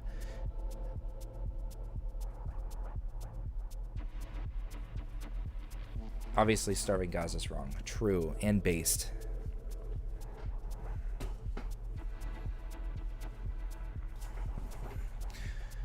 The issue of financial resources is particularly noteworthy in terms of the general economic well-being of an ethnic community, which enables it to lobby on behalf of its homeland more vigorously, in contrast to impoverished ethnic groups, which are usually too consumed with improving their own lives to lobby for a foreign state. Furthermore, campaign financing is an effective way to give small but well-off communities further power, given that such financing gives groups the ability to influence electoral races in which they may not even be eligible to vote. As for lobbying apparatus, it's important for a lobby to possess sufficient institutional complexity. To make notes on the paper, what are you even doing? Yeah, true.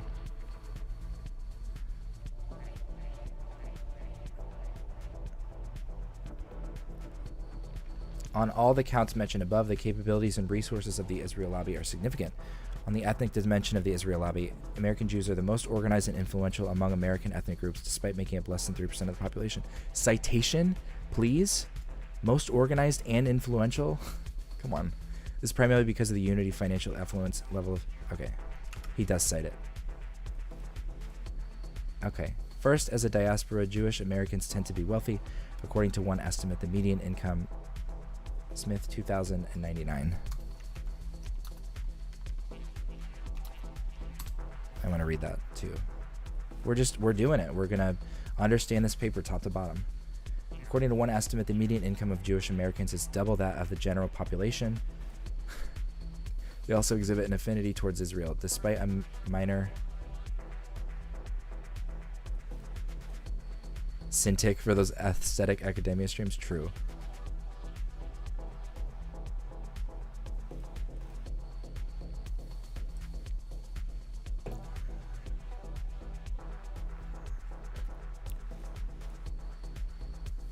Despite a minor decline in Jewish American commitment to Israel, the overwhelming majority of American Jews continue to feel very close to Israel and consider the security to be of paramount significance. Does it say they are most organized?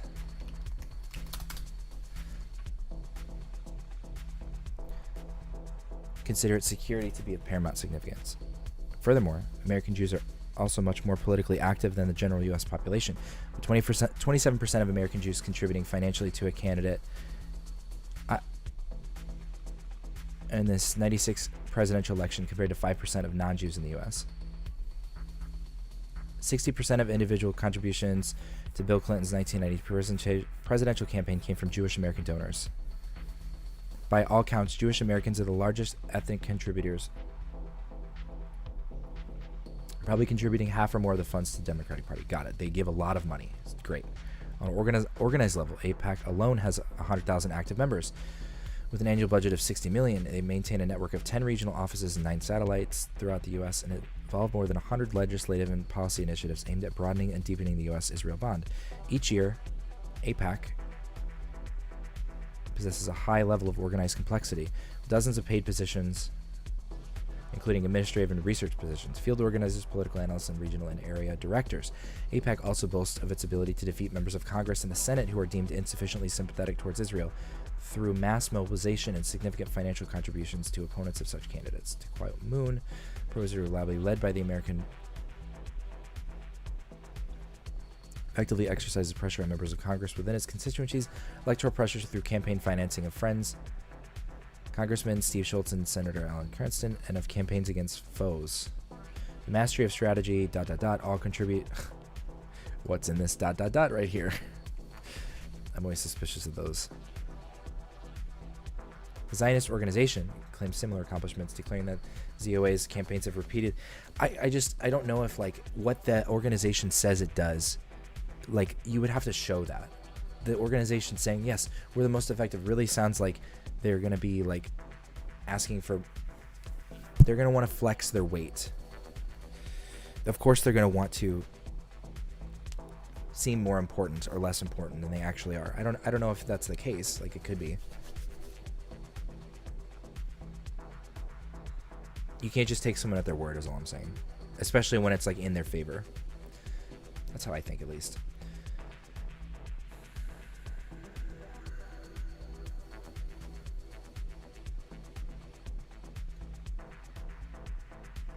In the case of Paul and like they use their own quote to show that what they say is true, but that doesn't actually prove that what they've said is true. It just says that they said it. Like this is a really, really, I don't like that. I don't like that at all. But it's fine. In the case of the Paul Finley's electoral defeat, Thomas Stein, the former head of AIPAC, personally estimated that 90% of the money that funded Finley's opposition came from pro-Israel sources. He estimated.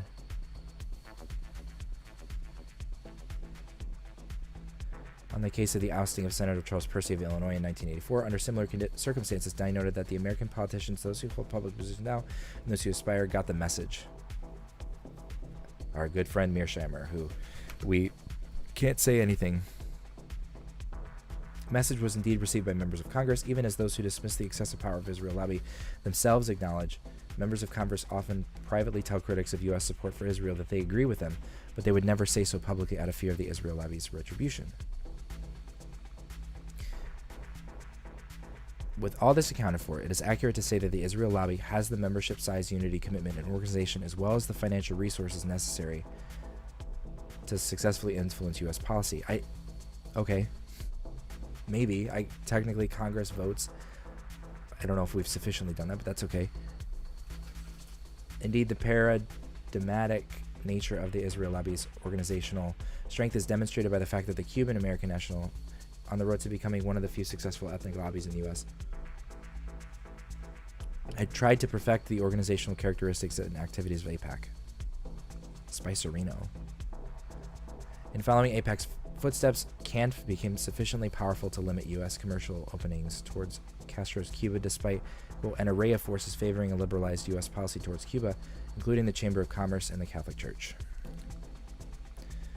External detriments to the success of political conditions. There are several external factors that enhance the interest group's ability to influence the policy. The political circumstances in which a state finds itself affect the extent to which its support in the U.S. will be motivated to lobby on its own behalf. Groups whose real or symbolic homelands are threatened by their neighbors are far more likely to lobby the government than groups whose homelands enjoy security and tranquility. Yes, that's true. Okay, sure.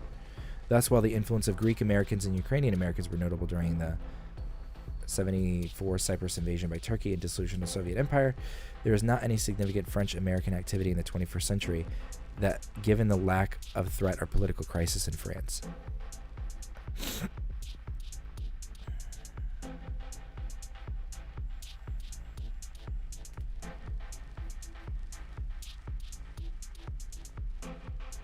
As for the case of Israel, the country has managed to secure comprehensive peace agreements with only two neighboring states, Egypt and Jordan. In the region that is hostile towards it, Israel has fought half a dozen wars against its neighbors over the past few decades, engages in occasional clashes with Hezbollah. Wait, hang on.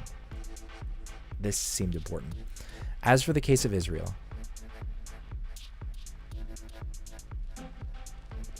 reading an actual poli-sci paper is the political equivalence of reading translated Nietzsche. Yeah, true. I mean, it is very expansive. Like, the sentences go on. And it's also potentially my own, like, pronunciation and stuff, but that's fine.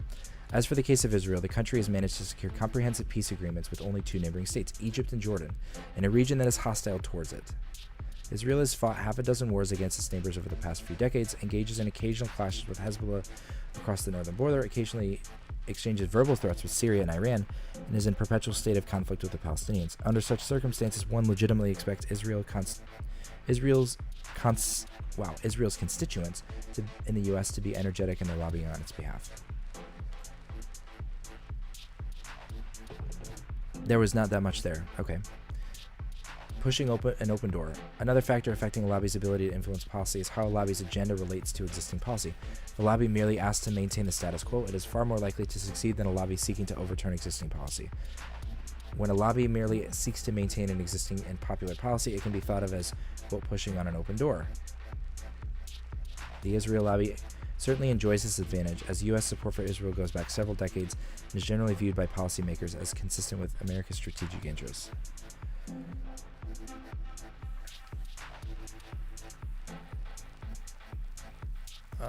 I don't...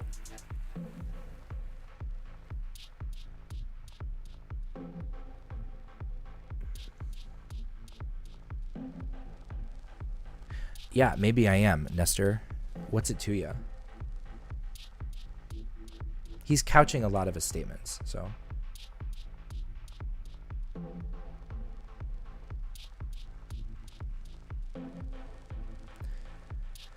Beyond the conformity of a lobbying agenda with existing policy and policymakers, there's also the conformity of such agenda with the larger public's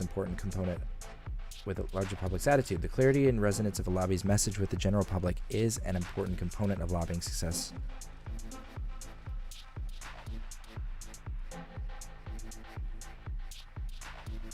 Yeah, it's all good. Nestor's an old friend. They'll be a little more down my throat. It's okay. Clarity and resonance of a lobby's message with the general public is an important component of lobbying success. This is also another advantage for the Israel lobby, as sympathy towards Israel is very high in the U.S. Gallup polls show that sympathy towards Israel has been fairly high among American public. This is what? Message, clarity, and resonance. Always reaching plurality and often reaching majority. Sympathy towards Israel comes from many sources, including religious affinities, historical sympathy towards the Jews for centuries persecuted in Europe, among other reasons. In addition to this permissive climate, an unusual method employed by the Israeli lobby to maintain such high levels of sympathy towards Israel is the organized campaign to influence news coverage of Israel, especially regarding the Israel-Palestine conflict. This is primarily carried out by pro-Israeli media watchdog organizations like Committee for Accuracy in Middle East Reporting in America and Honest Reporting, who boast their ability to influence media coverage in the Middle East. Yeah, again, they can say that. I don't know if it's true or not, but we'll see. For example, Camera has successfully altered several news reports that originally referred to UN Security Council Resolution 242 as demanding a full Israeli withdrawal from the occupied territories, despite the fact that the resolution's preamble, later resolutions, and an internal court all confirm such an obligation on Israel. Camera 2000...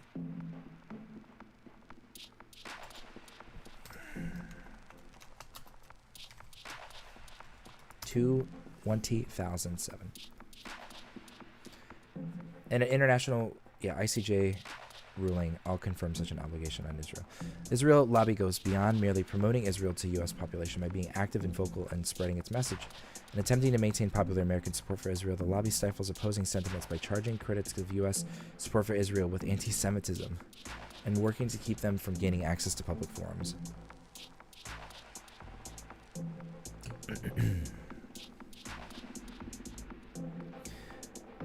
In light of former President Jimmy Carter's publication of a book that is critical of Israel's policy, the Zionist Organization of America called on Brandeis University to cancel an invitation it had made to Jimmy Carter to speak about the Middle East. Carter says that his most troubling experience has been the rejection he has received from various universities, despite his offers to speak for free. How many times has he been denied? Was this one of the most troubling ones? That's a very weird quote. Like, because he said that sometimes they're bad, and it happened in this one instance, therefore, that's what he's thinking of. I don't know. The ability to control the debate is particularly noteworthy. As argued by Jett, though many lobbies seek to influence U.S. foreign policy, the Israel lobby is the only significant lobby I know of which not only acts to advance the interests of its cause, but acts constantly and very effectively to silence criticism of its cause. This is not the case of other lobbies. Congressman Paul Finley discusses the extent of this aspect of the Israel lobby.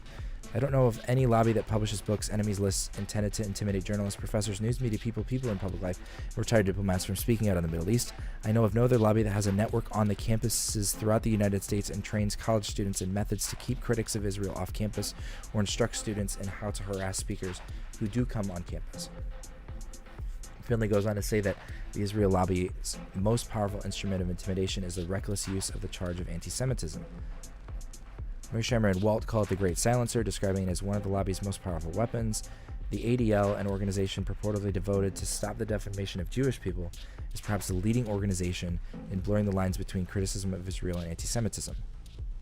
I'm just here for the memes. Yeah, true. This is like a very, very boring stream at this moment. The whole thing's going to be boring, so buckle up, buckos. It has made the latter charge against Mearsheimer and Walt, describing their piece on the lobby as an anti-Jewish screed. The British journalist Robert Fisk, a winner of the 1988 Amnesty International Press Award, was repeatedly called an anti-Semite for his critical coverage of certain Israeli policy practices, and asserts that a documentary... Thanks for subscribing, 3DS Max. Appreciate it. Was repeatedly called an anti-Semite for his critical coverage of certain Israeli practices, and asserts that a documentary of this was rejected for a second viewing by the Discovery Channel in the U.S. due to the pressures of the lobby. No case sums up the Israel lobby's efforts to control public debate than that of Norman Finkelstein. Finkelstein is one of the leading critics of Israel in the U.S., whose recent talks have come under cancellation pressure by individuals and organizations that are strongly supportive of Israel, and whose book publishers have come under tremendous pressure by his well-known public antagonist and leading defender Dershowitz to cancel his most recent book. The most organized campaign by the Israel lobby and its supporters against Finkelstein targeted his publicized tenure bid at DePaul University, despite being praised by his field's experts for his being an effective teacher with significant popularity among his students and being recommended tenure by political science department by an overwhelming majority vote. The university denied him tenure, citing his provocative style of political debate. Howard, 2007. In sum, there's a symbolic relationship between public sympathy towards Israel and the abilities of Israel lobby, as public support for Israeli interests is maintained and furthered by the ability of the Israel lobby to constrain the public debate on policies related to Israel.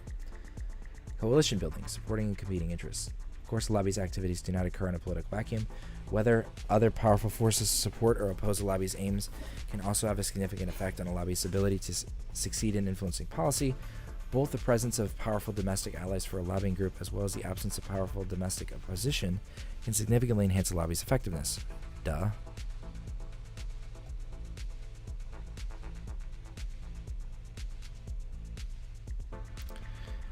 Yeah, I don't know if I don't know if I characterize it that way. He definitely was like, I know more than you. I've wrote my thesis on... We watched the clip earlier. No, he did say I wrote my thesis on this subject, or in maybe did he say in studying for my thesis? I don't remember.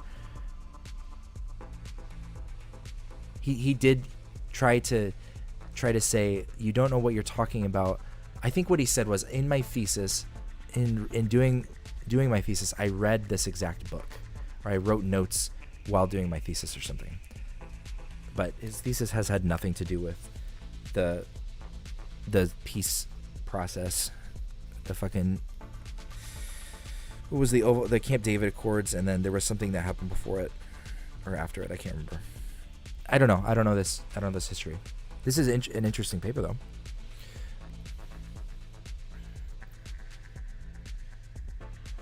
No, Camp David hasn't been mentioned at all. This hasn't been. No, the issue is that he says I read this book when writing my thesis, I think, and so he's touted as but I guess what he was doing was he was kind of like flexing, like, listen, you don't know what you're talking about. I have a thesis. I've read things. So even though the thesis isn't like reading into this, he read that book for some reason while writing this. But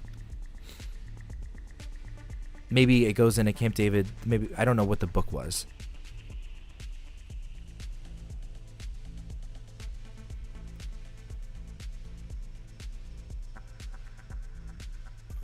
Yeah, it's fine. Lobbyists successfully built coalitions comprising unions, entertainers, clergy. Wait, I'm sorry. Given the relatively... Yeah, for sure. To keep an eye out for it if we see him actually quote that exact thing. Given the relatively small number of Jewish Americans, the Israel lobby's success can be accredited in a considerable part to its ability to build broad coalitions and support its agenda. The lobby has successfully built coalitions comprising unions, entertainers, blah, blah, blah. These coalitions allow the lobby to demonstrate a broad public consensus for pro-Israel policy. Indeed, the range of Jewish allies among American social forces is one of the greatest strengths of the lobby. No alliance, The Israel lobby has also enjoyed the support of other powerful interests. Chief among them is the arms industry, which benefits greatly from U.S. military aid to Israel, the overwhelming majority of which comes back to U.S. military corporations. As concluded by CIA analyst Bill and Kathleen Christensen, Israel and its lobby and the U.S. arms industry work hand in glove to advance their combined, very compatible interests. Israel lobby is also allied with a huge voting bloc on the conservative right in the U.S. An estimated 10% of the U.S. population belong to the National Association of Evangelicals, a right-wing Christian coalition whose members are staunch supporters of Israel and who contribute millions of dollars each year to support Israel. The alliance with the evangelical right also gives the Israel lobby a unique advantage, namely influence over both parties. Both the parties dominating the American political system. While Jewish American influence overwhelmingly liberal, it's heavily concentrated in the Democratic Party. The Israel lobby's conservative Christian allies tend to vote Republican, extending the Israel lobby agenda through the political spectrum. Also worth noting are the close ties between Washington's leading think tanks and the Israel lobby. Leading? A paradigmatic example would have to be the Washington Institute for Near East Policy, a think tank founded by Martin Indyk, who was a former research deputy director for AIPAC. The institute became the non-governmental organization with the greatest influence over Middle East policy, whose ranks like Dennis Ross, Richard Haas, Fukuyama, and others later filed prominent government and policymaking positions. Okay. On the other hand, the Israel lobby has no effective opposition. Leading Arab American institutions have constantly struggling for funding and membership. Okay, yes, I understand. Perhaps the largest Arab American lobby is the National Association. Wait, why don't you know? Why don't you know the largest one? Okay, perhaps the largest Arab American lobby is the National Association of Arab Americans, claiming 13,000 members with an annual budget of 500,000. But even such figures, which already seem insignificant in comparison to AIPAC's, should not be taken as an accurate representation of Arab American power, given the Arab American community's extensive fragmentation over the various interests of competing home states, especially when such competition is reflected in disputes among the Arab American groups. Furthermore, Arab Americans are too preoccupied with protecting their rights in the U.S., especially post 9/11, to effectively lobby the government on foreign policy. Arab Americans fall behind pro-Israel forces on virtually every determinant of interest, group success, most notably in their lack of regular contact with Congress, as opposed to AIPAC, which has a staff of congressional relations counselors to keep in touch with Capitol Hill. In fact, appearing pro-Arab can be politically costly, causing several congressmen running for elections in the 80s to turn down contributions from American Arabs, and in some cases publicly reject their endorsements and refuse to meet with them. Finkelstein. Wait, was there a Finkelstein quote here?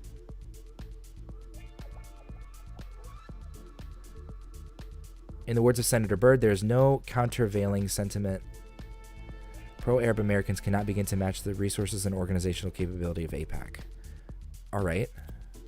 The leading domestic forces attempting specifically to counter current U.S. policy towards Israel is known as the U.S. Campaign to End the Israel Operation. Based in Washington, D.C., the USC is the umbrella group under which several hundred organizations form a coalition to coordinate their campaign's activities. The USC's decision-making body is an all-volunteer, 12-person steering committee whose members are elected during the organization's national annual conference. The USC's income was approximately $147,000, much of which was allocated for the 2 paid staff members. When compared to the financial resources and organizational complexity of the leading organizations of their opposition, it's clear that the USC possesses neither the resources nor the influence of AIPAC.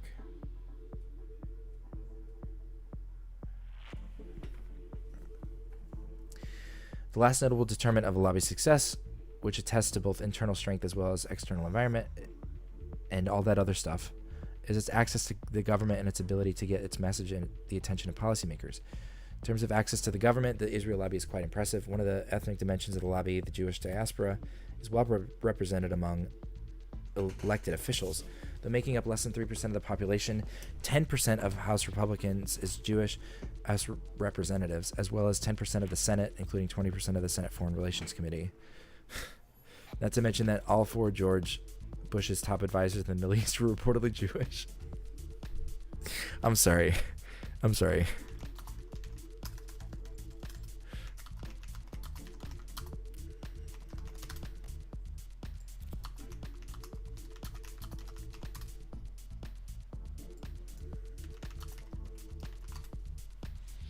Images.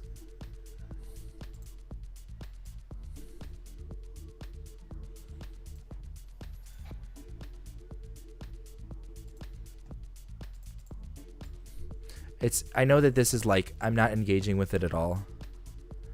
Yeah, I have a link. That should work. I don't know how many people have downloaded it. Let me see.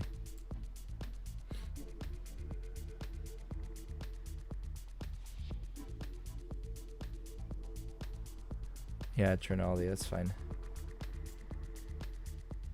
Activity.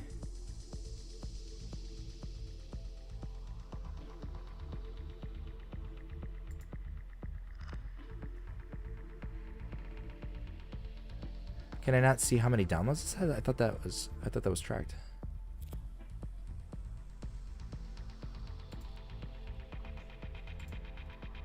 It's fine. Don't matter none. We need more DGG in here, chat. What's going on?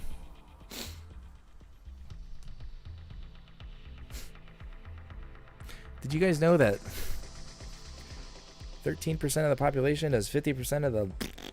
That's what this feels like. It's probably true. It's just feels icky. It's that influence that they have.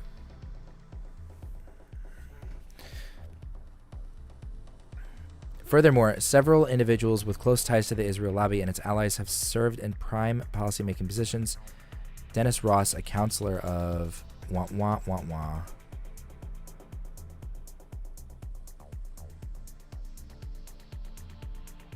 Washington's Institute for Near East Policy, which was founded by AIPAC analysts, served as President Bill Clinton's top envoy in the Middle East during the peace process. Douglas Faith, who is a founding member of the One Jerusalem, an organization that opposes an Israeli withdrawal from illegally occupied East Jerusalem, worked in the Pentagon as an assistant secretary of defense during Donald Rumsfeld's term as Secretary of Defense.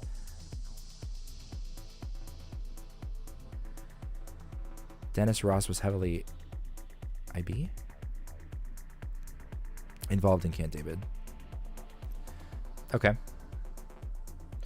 Having been once removed from his position as Middle East analyst at the NSC for suspicions of providing classified information to the Israeli embassy, he's currently at the center of the controversy surrounding intelligence manipulation that led to the 2003 invasion of Iraq.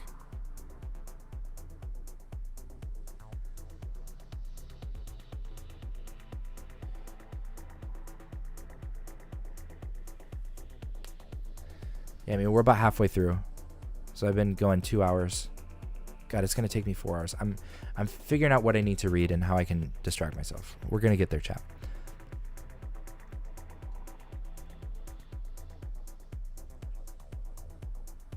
Douglas Faith, who's a founding member of One Jerusalem, an organization that opposes withdrawal illegally, worked in the Pentagon as Assistant Secretary of Defense during Donald Rumsfeld's term as Secretary of Defense. Having been once removed from his position for suspicions of providing classified intel, he is currently at the center of controversy surrounding intelligence manipulation that led to the 2003 invasion of Iraq, where he reportedly circumvented normal channels and granting Pentagon access to Israeli agents. That sounds interesting. Did Rumsfeld circumvent normal channels? There's also Paul Wolfowitz, who has also served under Donald Rumsfeld and is considered a chief architect of the war on Iraq. With close ties to Israel, Wolfowitz was the single member of the Bush administration who attended the 2002 Stand With Israel rally, which ironically was organized as a reaction to the George Bush administration's mounting pressure to end Israel's military assault in the West Bank. Also worth noting is John Bolton, who was on the advisory board of the Jewish Institute for National Security Affairs, who was presented with the Defender of Israel Award by the Zionist Organization of America, and whose ambassadorship to the UN was supported by AIPAC, among other pro-Israel government organizations. The access to the government employed by AIPAC is particularly illustrative. The organization claims to arrange over 2,000 meetings between its legislative activists and members of Congress each year to push for the pro-Israel agenda. 97 Fortune magazine survey of members of Congress and their staffers about which lobbies they deem the most powerful ranked AIPAC near the top of the list, second only to the American Association of Retired Persons. Former President Clinton also noted that AIPAC is better than anyone else lobbying in this town. In a study published in AIPAC's own newsletter, it was argued that the lobby enjoyed access to every president. William Quant was the director of the Middle East Affairs and U.S. National Security Council during the late years of Carter's administration, even argued that Reagan administration had elevated AIPAC to the level of players in formulating U.S. Middle East policy. Perspective limits to interest group effectiveness. There are many inhibiting factors to interest group success. The obvious limits to interest group effectiveness would be the absence of the characteristics of successful interest groups mentioned above, as well as the presence of the opposite broader political conditions that facilitate effective lobbying. Then there are several other inhibiting factors to interest group success, such as perception of foreign hands, influence over policy, which can be very unpopular, especially when lobbying is done for a cause that is not viewed as serving the national interest. One of the reasons why foreign countries' lobbies may face domestic opposition is because there can be lurking suspicion that they put the interests of their ancestral homeland before those of the United States. In this case, lobbying visibility can be a hindering factor, as was the case with the South Korean lobby. Another example of that would be the Greek Americans who were successful in getting Congress to impose sanctions against Turkey following the latter invasion of Cyprus in 1974. This backfired when the notion that Congress capitulated to a foreign ethnic group became prevalent in the public's perception.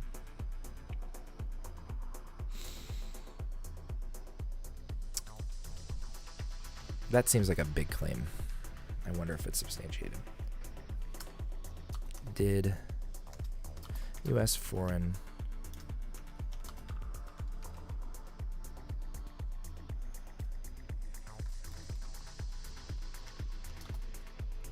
to foreign ethnic group.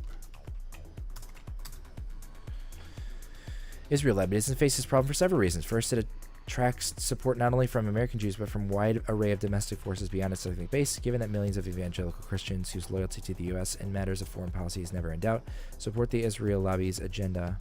It becomes far more difficult for the Israel lobby's activities to be portrayed as the exertions of a foreign agent. The second way in which the lobby overcomes obstacles is by skillfully employing a standard tactic of foreign interest groups, namely justifying their actions in terms of American national interests and values. Indeed, the Israel lobby has been successful at portraying Israeli interests as complementary to American interests, if not identical to them. Israel is often portrayed by its supporters as the spearhead of America's war against the monolithic threat of Islamic terrorism, making U.S. support for Israeli policies on an extension of U.S. national security. This too becomes a particularly powerful selling point following the events of September 11th, with many vocal supporters of Israel in the U.S., including members of Congress, promoting the sentiment that only now, after suffering a major Islamic terrorist attack, Americans understand what it's like to be Israeli. Okay. Interesting. In sum, the Israel lobby can be expected to wield enormous influence over U.S. foreign policy, given that it possesses all the characteristics and enjoys all the broader conditions of an effective and potent interest group, and is able to overcome the obstacles of lobbying on behalf of a foreign state. Speaking on traditional obstacles to interest group success, Smith argues that only the Israel lobby has found a way to handle all these difficulties. In Olsner's words, the Israel lobby is the best organized, best funded, and most successful, perhaps all foreign policy lobbies. The subsequent question then is the ultimate ability of this lobby to influence U.S. foreign policy. Okay. Let's recap. So there's a couple things that make up a good lobby, right? No, I'm sorry. There's a couple things that make up a lobby's ability. There's like the thing itself, and then the outside things, and then there's how good the lobbies are based on those two things. I don't feel like he really connected. Schizo drawing, guys. Schizo drawing time. I think he had a bunch of stuff, and then it feels like at the end he started saying Israel has a lot of influence. But it wasn't like compared to. No, that's not true. He did. Okay, I don't know what I'm saying. Because he did. He talked about less effective ones, less organized ones.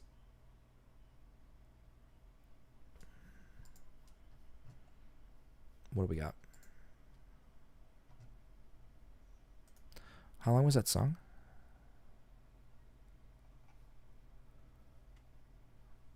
An hour 40.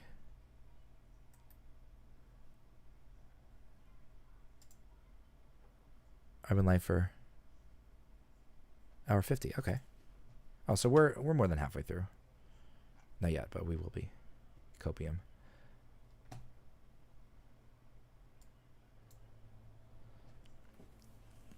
Chapter 4, Competing Perspectives. As reviewed above, the Israel lobby is a very powerful and well-organized lobby, but is it too powerful that is, does the Israel lobby's influence over U.S. policy override the U.S. national interests in favor of Israel's? To answer this question, U.S. national interests must first be understood. There are two ways to conceptualize the U.S. national interest. The first is the national interest as democratically defined. General population regards as good for the country. Well, this will be interesting because I bet you we'd find some interesting stuff by looking at citations for American sentiment. And the second is the national interest defined by corporate power. Finkelstein, 2007.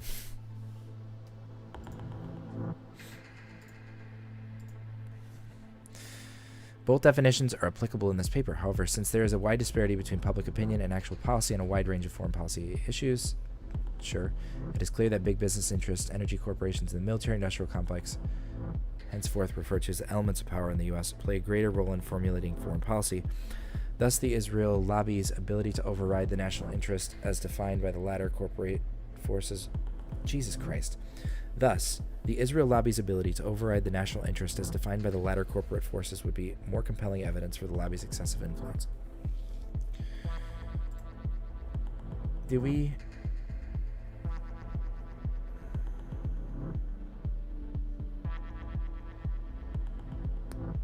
I'm curious, is there actually a difference in foreign policy?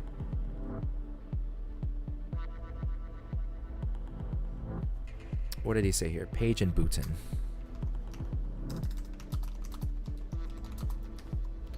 Is there really a wide disparity from opinion and outcomes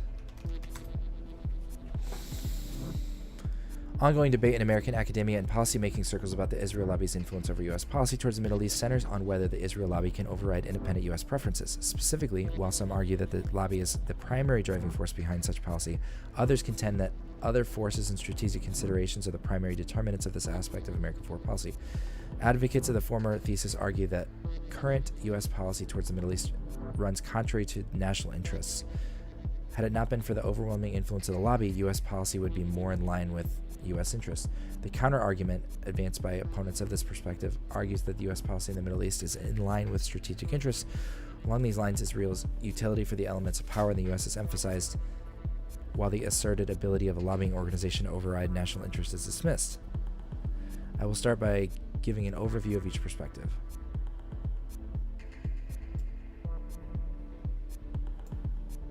Can you go away, please?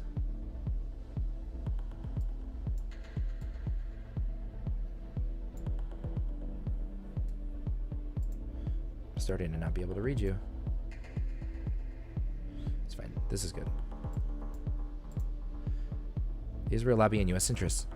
Former CIA analysts Kathleen and Bill Christensen accredit the close relationship between U.S. Israel and the Israel lobby, arguing that with the possible exception of the Carter and the first Bush administration, the relationship has grown noticeably closer and more solid with each administration, in almost exact correlation with the growth in size and budget of political clout of the pro-Israel lobby. In March of 2006, Stephen Walt of Harvard and John Mearsheimer of Chicago released a controversial paper titled The Israel Lobby and U.S. Foreign Policy. That's the one that he's talking about, Mearsheimer and Walt, 2006. Great. Asserting that the Israel lobby is the central director of U.S. policy in the Middle East. While they acknowledge that Israel may have been a strategic asset during the Cold War, he's literally just repeating what he said earlier. Okay? They contend that such strategic utility expired with the end of the Cold War, and that since then Israel was becoming a strategic burden. As such, there is no explanation for the U.S. continued support for Israel other than its overly influential domestic lobby in the U.S. The paper generated a lot of debate and became one of the most quoted and referenced studies on the topic. As noted earlier, Mearsheimer and Walt accept the centrality of the role played by AIPAC, despite their expansive definition of the Israel lobby, citing the aforementioned 1970 Fortune magazine survey of members of Congress and their staffers, which found AIPAC to be the second most powerful lobbying force in Washington. Mearsheimer and Walt expressed concern over the fact that a lobby that is de facto agent for a foreign government is more powerful in Washington than such heavyweights as the National Rifle Association and the American Federation of Labor and Congress of Industrial Organizations, as they go as far as to argue that the Israel lobby has a stranglehold on U.S. Congress, implying that Congress is incapable of passing any bills or resolutions that contradict the lobby's preferences. The sentiment of an overly powerful Israeli lobby has also been expressed by several congressmen. Upon leaving office, Senator Ernest Holling said, "You can't have an Israeli policy other than what AIPAC gives you around here." In 1978, Senator James Bezarek complained during a Senate floor debate that we have for years allowed Israel to run our Middle East foreign policy to our own national detriment. What is his affiliation, I wonder? He said that in 78, okay? Congressman Paul Finley, who was defeated by Israel lobby according to its own admission, offers an equally damning sentiment. Our political system is seriously handicapped by the absence of unfettered discussion of what is best for the United States Middle East policy. The Israeli side is the only one that is seriously considered. That's a very sweeping statement, but it's accurate. With regards to the Israel-Palestinian conflict in particular, former U.S. President Jimmy Carter echoed Finley's sentiment, stating in a December 2008 LA Times op-ed, "It would be almost politically suicidal for members of Congress to espouse a balanced position between Israel and Palestine. To suggest that Israel comply with international law or to speak in defense of justice or human rights for Palestinians. The influence of the lobby extends to the media as well, of course. Of course, influence over the media is particularly important, as the media plays a dominant role in triggering governmental actions with regards to Israel-Palestine." That's an interesting claim. Media most influential Israel-Palestine conflict.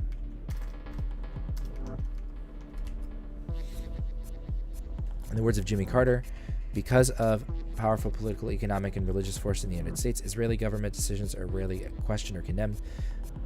This is quoting his book that was supposedly tried to be stopped by AIPAC or some organization, I can't remember. Voices from Jerusalem dominate in our media. It is argued that the overbearing influence of such forces has reversed the natural relationship expected between a superpower and one of its dependent client states. The U.S.-Israeli relationship is argued to be one where tail is wagging the dog, with Israel directing U.S. Middle East policy to suit its own interests.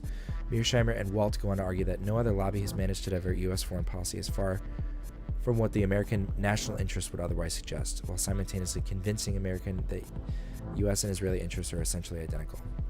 Yeah, so we really need to read this Mearsheimer paper to understand this. He's pulling a lot from them. The wisdom of having such a close alliance with Israel is also questioned, considering Israel's history of unfavorable activities from the U.S.'s perspective. One case was Jonathan Pollard, a Jewish-American Navy analyst who received a life sentence for passing defense secrets to undercover Israeli operatives within the U.S. in the 80s. There were also more recent cases of Lawrence Franklin, a Pentagon analyst who was sentenced to 12 years in prison in 2006 for passing classified information to 2 AIPAC lobbyists. This is in addition to Israel's sale of advanced military technology to China against U.S. wishes, which I will later discuss in more detail. Wait, what is he bringing these up for?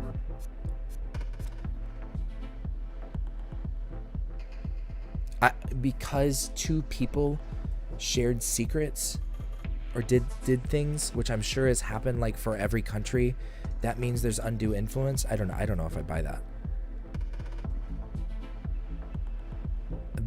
Maybe the length of time is supposed to be the important thing, but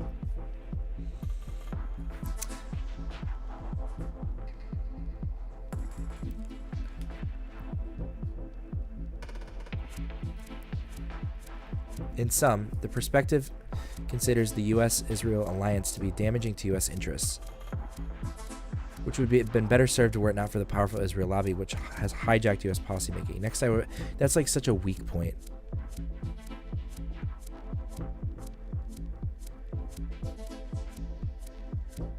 Like you have,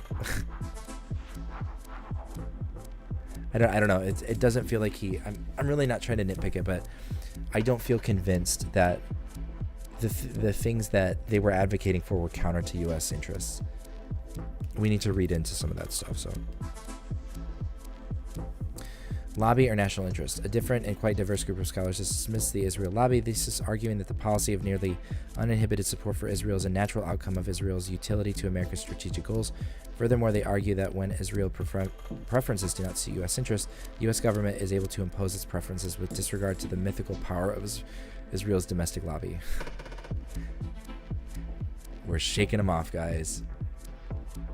Shlomo Ben Ami, an Oxford-trained historian at Israel's foreign minister under the big government, argues that it is absurd to portray U.S. politicians as being either too incompetent to understand America's national interest or so undutiful that they would sell to any pressure group for the sake of political survival.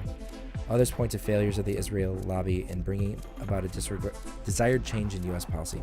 For example, leading American Middle East peace negotiator Dennis Ross says the Israel lobby does not always get its way. It failed to prevent several major arms sales to Arab nations. Is this the same song? They're just 10 minutes long.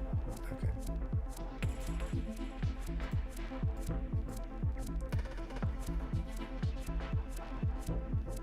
It is further argued that Israel's being a democracy and its extensive economic ties with the U.S. are important factors in accounting for the close relations between 2 countries.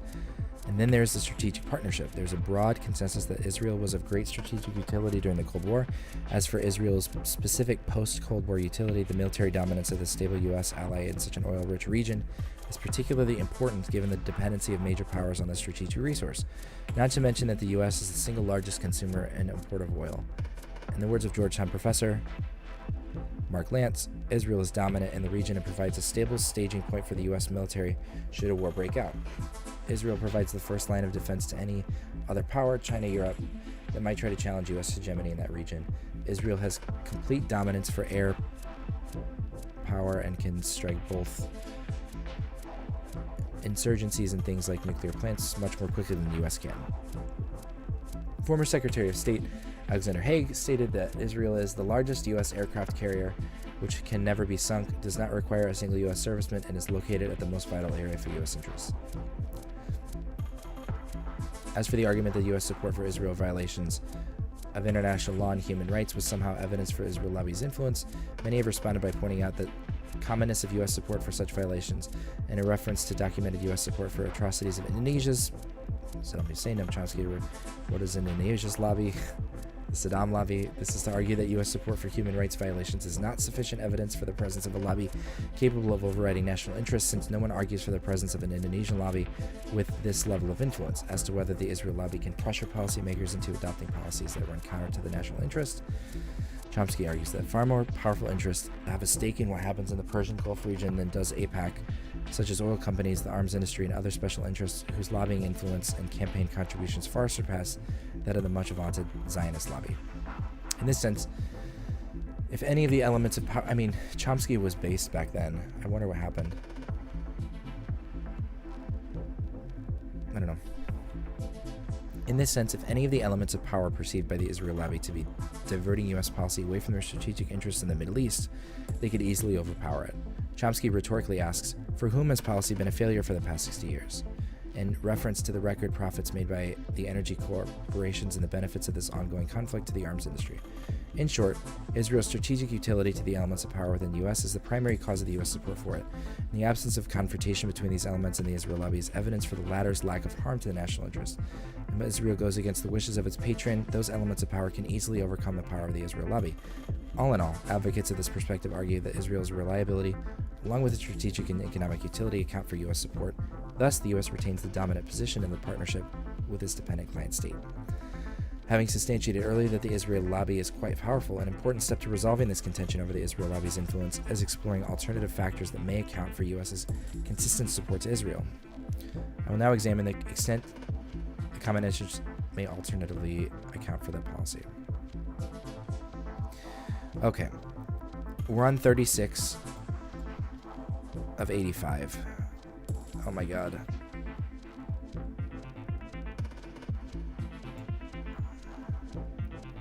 I need a drink. We're gonna take a breather.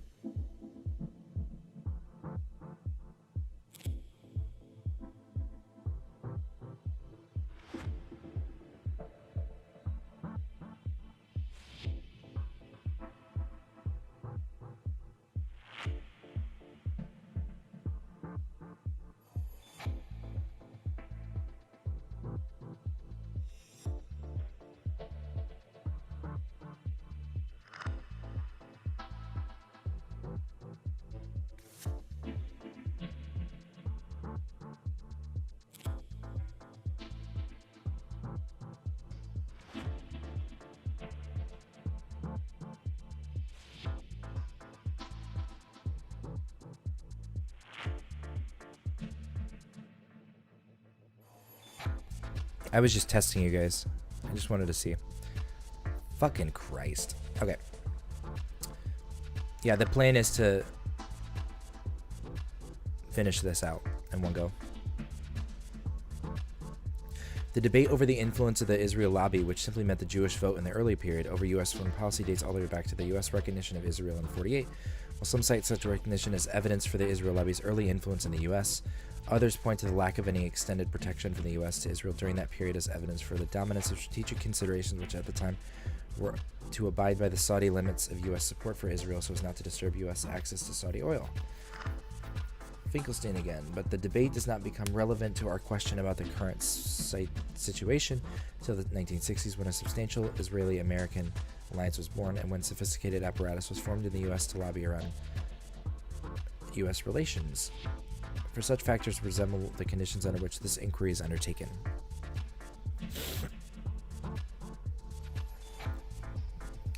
Strategic considerations played a central role in the genesis of the U.S.-Israel alliance during the John F. Kennedy administration, but even then, it was still argued by a private State Department document that Kennedy's White House was under mounting domestic political pressure to adopt a foreign policy more consistent with Israel desires, and that the president was apparently desirous of seeking some form of accommodation with domestic pressures. Emphasis added. Okay, good job. Exploring the strategic aspects of the U.S.-Israeli relations is essential to assessing the balance of influence and policy by such considerations and the Israel lobby. Strategic utility, even by staunch advocates... I can't believe I just did that again, like 16 times.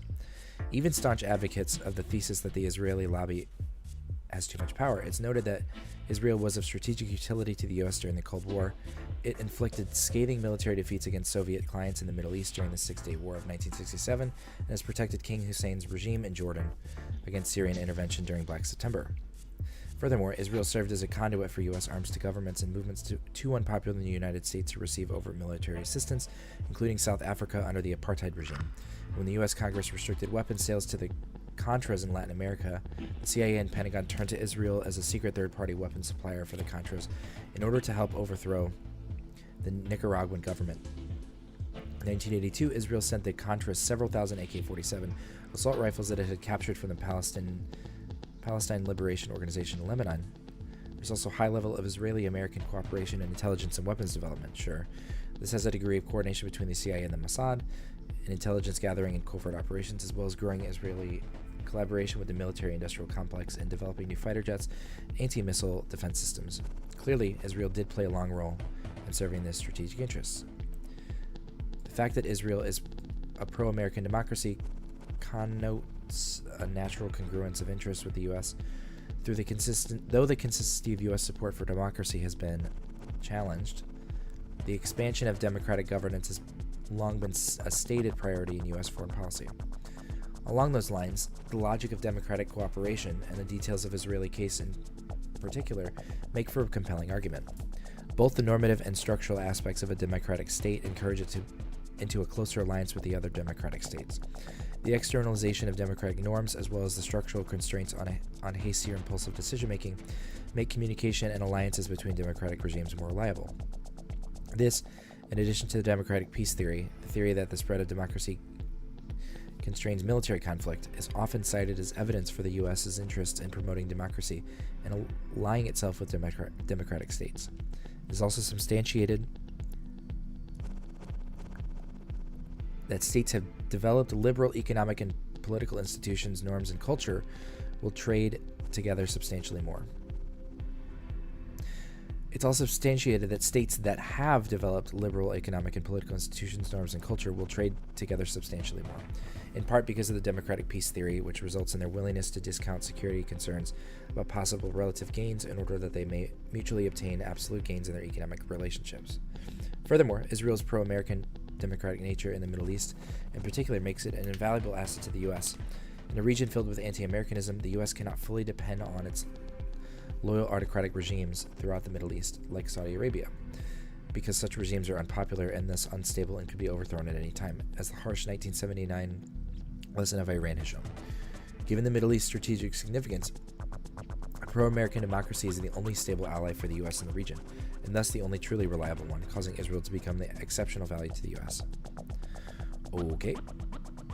Economic ties. Economic ties between the U.S. and Israel have also served to strengthen their relations.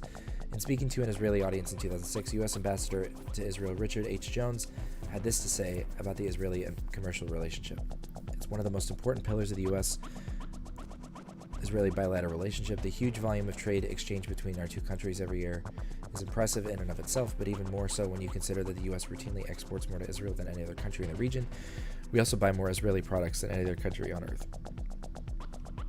Adding to the fact that 70% of the U.S. military came back to U.S. military corporations, and that Israel is the 5th largest supplier of military hardware in the U.S., it is quite clear that the robust economic ties strengthen U.S.-Israeli relations. Obviously, the reason behind U.S. support for Israel extend far beyond the Israeli lobby influence.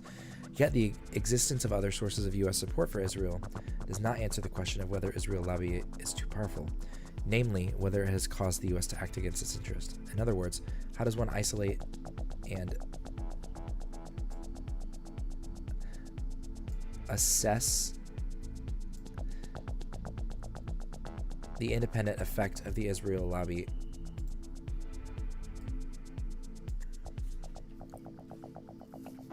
from that of other forces affecting U.S. policy towards the Middle East? Data on some of these concepts, which are used in cross-national studies, provides some preliminary indication that the presence of a discrepancy between U.S. strategic interests and its support for Israel. Specifically, there are several ways to measure affinity between countries. A widely used measure is the comparison of countries' voting records in the UN General Assembly.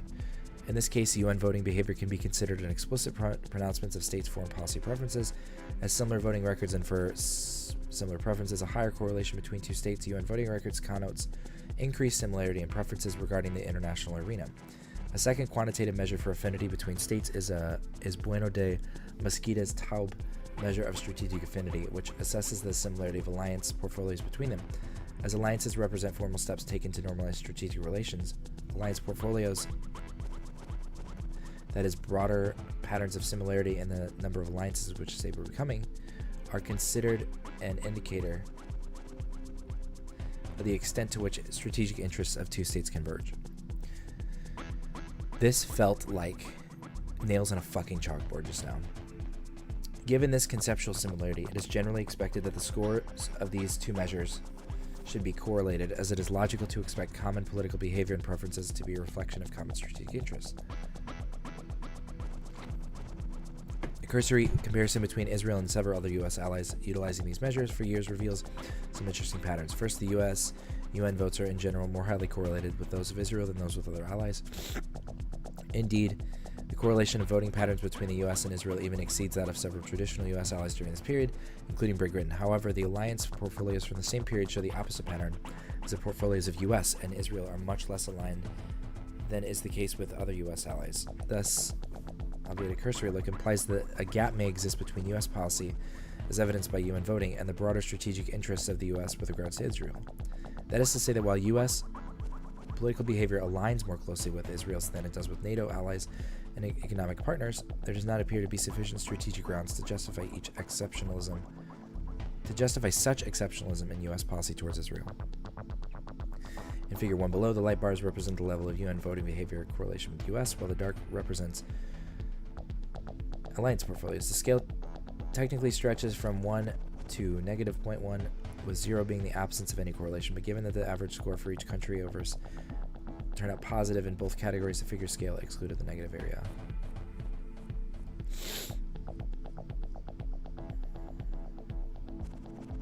Though these figures are merely used to illustrate broad patterns, they do suggest a gap between U.S. strategic interests and U.S. policy towards Israel. What does it say?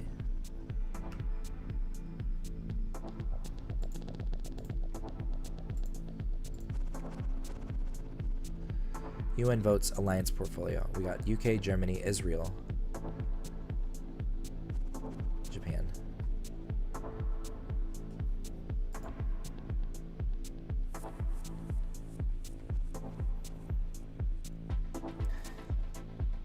U.S. policies towards Israel, an empirical assessment. As established above, clearly both the Israel lobby and real strategic considerations account for U.S. policy towards Israel, nullifying the arguments that Israel is of no strategic utility to the U.S. I don't know who said that, but okay. Askers?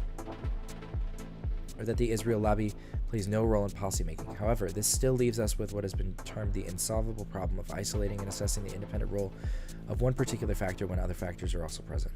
The first step to resolving this puzzle is breaking down of its complexity by distinguishing between the various issues on which the Israel lobby is active in search of a particular policy which lacks support from other forces. It is this search which has led to my distinction between Israel-related U.S. policy in general and U.S. policy towards Israeli-Palestinian conflict in particular. While the former enjoys support from various sectors of society, the latter seems to lack support from all but the Israeli lobby and its closest ideological allies. Okay. In the case of the Israel-Palestinian conflict, American public opinion, based on the Chicago Council of Foreign Relations, shows that American public advocates an even-handed approach regarding the conflict. The same study shows that public is aware that the U.S. lack of even-handedness in this conflict, implying at least a lack of public backing for current policy towards the conflict. Furthermore, no powerful strategic players are concerned with the ultimate fate of the occupied territories. The small areas on which the Israel-Palestine dispute is centered. Okay. It's just a little bit of land, bro. I don't know about that.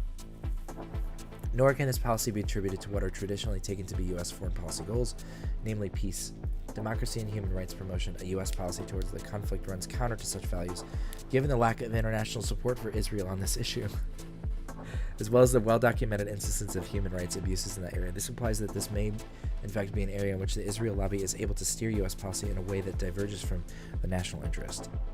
However, this pattern is not apparent across every aspect. As reviewed above, strategic considerations and other elements of power in Washington support a close alliance with Israel, and so does the general population, which is sympathetic towards it. Given this contrast, I propose distinguishing U.S. policy towards the Israeli-Palestinian conflict from U.S.-Israel foreign policy in general, with the exception that the Israel lobby's independent influence is more notably in the former. One reliable method of isolating the independent influence of the Israel lobby is looking at instances where Israel clashed with the U.S. to see if the Israel lobby was able to overcome Washington's independent preferences. Clearly, the idea here is that if Israel can get its way when its interests conflict with Washington's, then one can say that there is merit to the hypothesis that the tail wags the dog. If the opposite is shown to be true, then one may reasonably conclude that the Israel lobby is incapable of overriding independent U.S. policy preferences, rendering the Israel lobby to a secondary status and influencing U.S. policy towards Israel. When interests collide.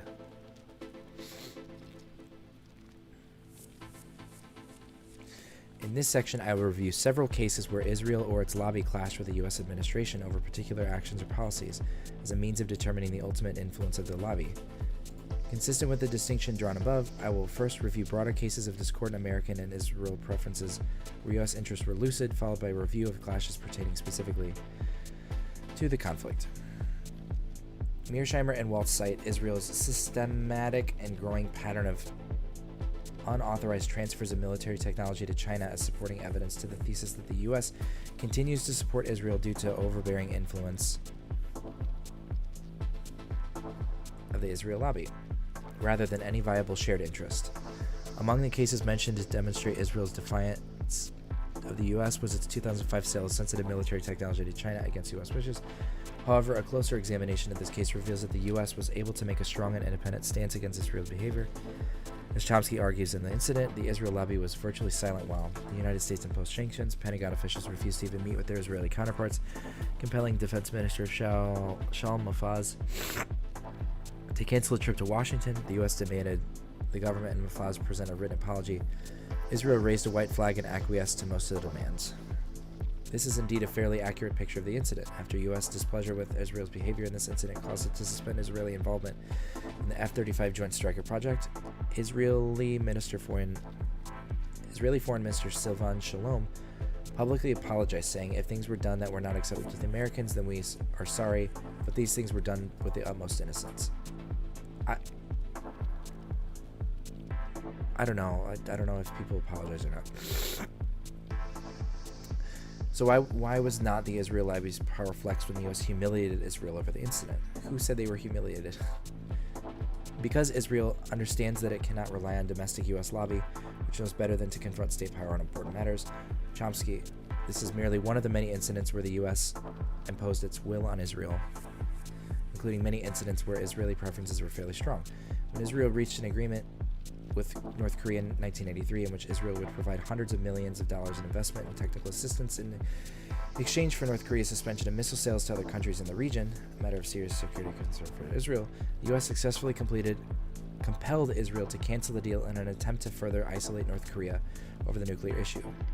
This deal would have prevented North Korea from supplying Iran with upgraded long-range missiles, which have an estimated range of 700 miles. Eitan Ben-Sur, Senior Deputy Director General of Israeli Foreign Ministry, said that Israel's number one goal was the prevention of the missile delivery to Iran. Israel ended up suspending all contact with North Korea following U.S. objections, despite the deal's significance to Israel. Okay, we're almost there. Other examples include the U.S. forcing Israel to withdraw from Sinai Peninsula in 1956, and the Israel lobby's inability to stop U.S. weapons sales to Arab countries. The most notable example of this was the 1978 American sale of F-15 fighter jets to Saudi Arabia, where the Israel lobby's limits were illustrated. When it decided to take the administration, the petro-diplomatic complex, and much of the Senate, it decided to take them on. The Washington Post during that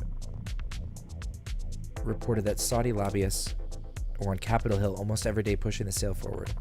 Along similar lines, the 1981 sale of highly sophisticated airborne warning and control system radar planes to the Saudis demonstrated another defeat for the Israel lobby. The Associated Press reported that Israeli lobby had lined up veto-strength majorities even before President Ronald Reagan sent the proposal to Capitol Hill.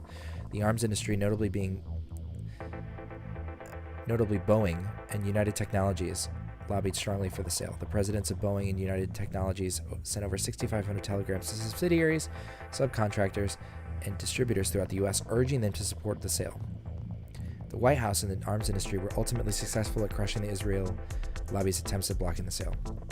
If the Israel lobby indeed had a stranglehold on the U.S. policy, some argue, the U.S. would not have been able to impose its preferences on Israel or withstand the pressures of its lobby. There's obviously substantial evidence in support of the argument against the overbearing... This shit's fucking with me.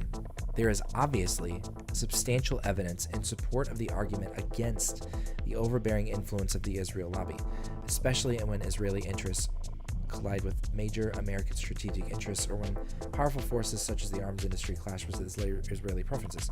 However, in accordance with my distinction between general U.S. policy and U.S. policy towards the Israel-Palestine conflict, I will now demonstrate where the Israel lobby has ability to override U.S. preferences by reviewing cases of conflict between the U.S. and Israel over the Israeli-Palestine conflict. Confrontations. During Israel's military incursion into the West Bank under Operation Defensive Shield in April 2002, which left an estimated hundreds of Palestinians dead, President Bush demanded that Israel halt the incursion and begin withdrawal. 2 days later, President Bush emphasized that he meant withdrawal without delay. The day after, the National Security Advisor Condoleezza Rice stressed, "Without delay means without delay. It means now." In response, Israel and the lobby swung into action. Then Secretary of State Colin Powell began feeling intense heat from pro-Israeli officials in Vice President Cheney's office in the Pentagon. Days later, House Majority Leader Tom DeLay and Senate Minority Leader Trent Lott personally warned Bush to back off. DeLay promised to push... I'm still going to read this paper, so... DeLay promised to push forward a resolution supporting Israel's military incursion during a speech in the AIPAC convention. In spite of White House objections, both houses of Congress overwhelmingly passed resolutions of support for Israel's military incursion, with 94 senators voting in favor and only 2 voting against the resolution. President Bush caved within days, announcing publicly that Sharon had responded satisfactorily to his request, despite the fact that Sharon had done no such thing.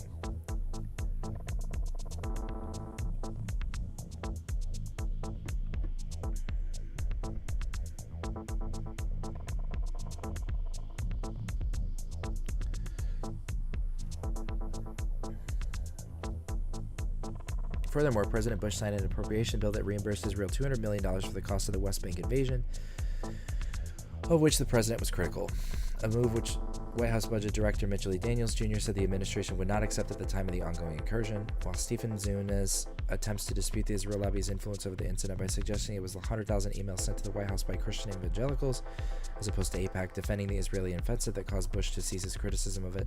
The Christian right, in this case, acted as part of the Israel lobby's coalition defending Israeli preferences. Noteworthy in this case is the fact that a Time magazine poll showed that American public backed the administration's initial position on the issue, with 60% of Americans favoring the cutting off of aid to Israel if an Israeli withdrawal did not take place immediately. Again, this is one of the many cases that demonstrates the Israel lobby's ability to override U.S. preferences in the Israel-Palestine conflict. Others included Israel's continued expansion of illegal settlements despite the disapproval of every U.S. president since Lyndon B. Johnson, an issue that got particularly heated during the Bush senior administration. Its Secretary of State James Baker had said to AIPAC that for Israel, now is the time to lay aside once and for all the unrealistic vision of Greater Israel, forswear annexation, stop settlement activity, reach out to Palestinians as neighbors who deserve political rights. Furthermore, the extent of Bush's senior administration... This is 49 and 50. Furthermore, the extent of Bush senior administration's disapproval of Israeli settlement expansion became apparent when Baker infamously delivered a message to Israel while testifying to Congress saying, "When you're serious about peace, call us." Of course, the settlement expansion never stopped.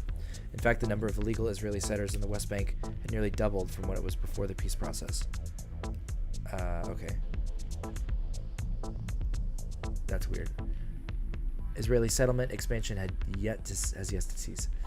When President Carter proposed in 1977 in a joint statement with the Soviet Union to include the Palestinians in the peace process with the aim of creating a Palestinian entity, Israel and its friend in the U.S. were outraged at the proposal that contravened the basic principle of the Israel lobby that Jerusalem alone would decide the terms and timing of any such negotiations. And the lobby's fur ultimately led to Carter's abandonment of this plan. Not to mention the current administration's repeated inability to restrain Israeli violence due to the lobby's pressure. Through the case review above, a conspicuous pattern begins to emerge, a pattern where the U.S. maintains a clearly dominant position vis-a-vis Israel when an issue involves clear strategic concerns for the U.S., but where Israel, through its lobby, is able to override U.S. policy preferences with regard to the specific area of the Israeli-Palestine conflict. No case sums this conclusion up better than the 1984 case where AIPAC and the Reagan administration clashed over the sale of 1,000 Stinger missiles to Saudi Arabia and Jordan. Undersecretary of State Lawrence Eagleberger negotiated a deal with AIPAC Executive Director Thomas Stein, by which the admin would suspend the sale of missiles in return for the lobby's dropping of the demand to relocate the U.S. Embassy from Israel to Tel Aviv to Jerusalem. In essence, the admin would offer to compromise on an issue where it holds power in return for the lobby's compromise on an issue to the conflict. Findings.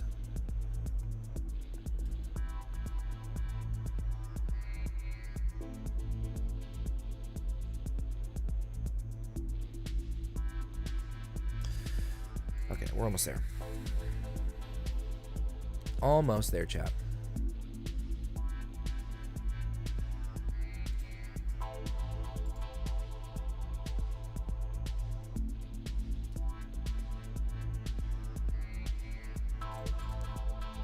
We should be back, right? I'm still reading.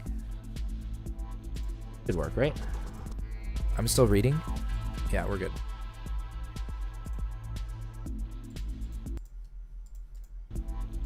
Good work, right?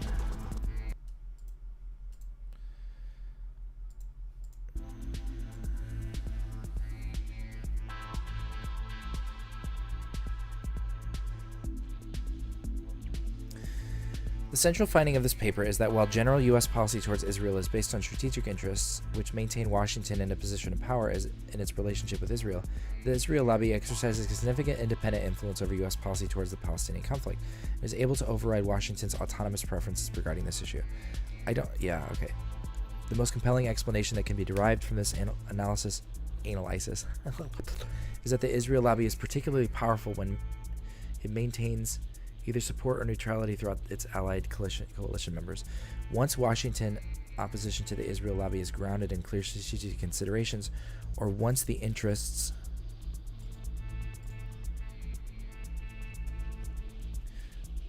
are threatened by the lobby's preferences, the lobby influence declines dramatically.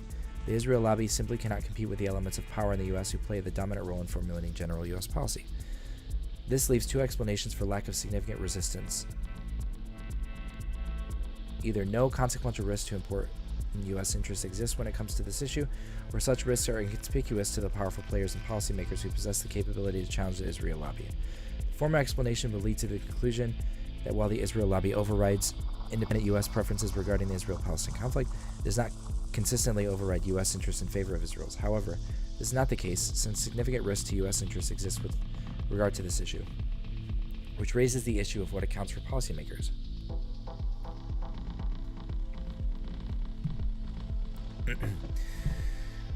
Which raises the issue of what accounts for policymakers' lack of awareness of or disregard for such risks. I will now review the costs of current U.S. policy towards the Israeli-Palestine conflict, followed by an exploration of the Israel lobby's role in accounting for the discrepancy between policymakers' perception and the actual costs.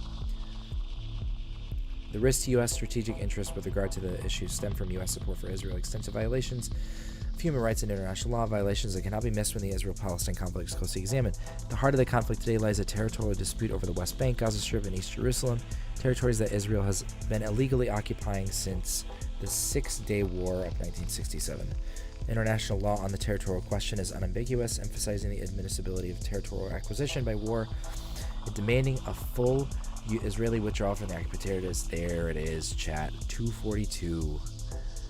The United Nations Special Resolution 242. Despite Palestinian compromises on the territorial question beyond the legal border of 1967, as well as compromises on the position of Jerusalem and refugees, Israel has not reached a mutually acceptable settlement to this conflict.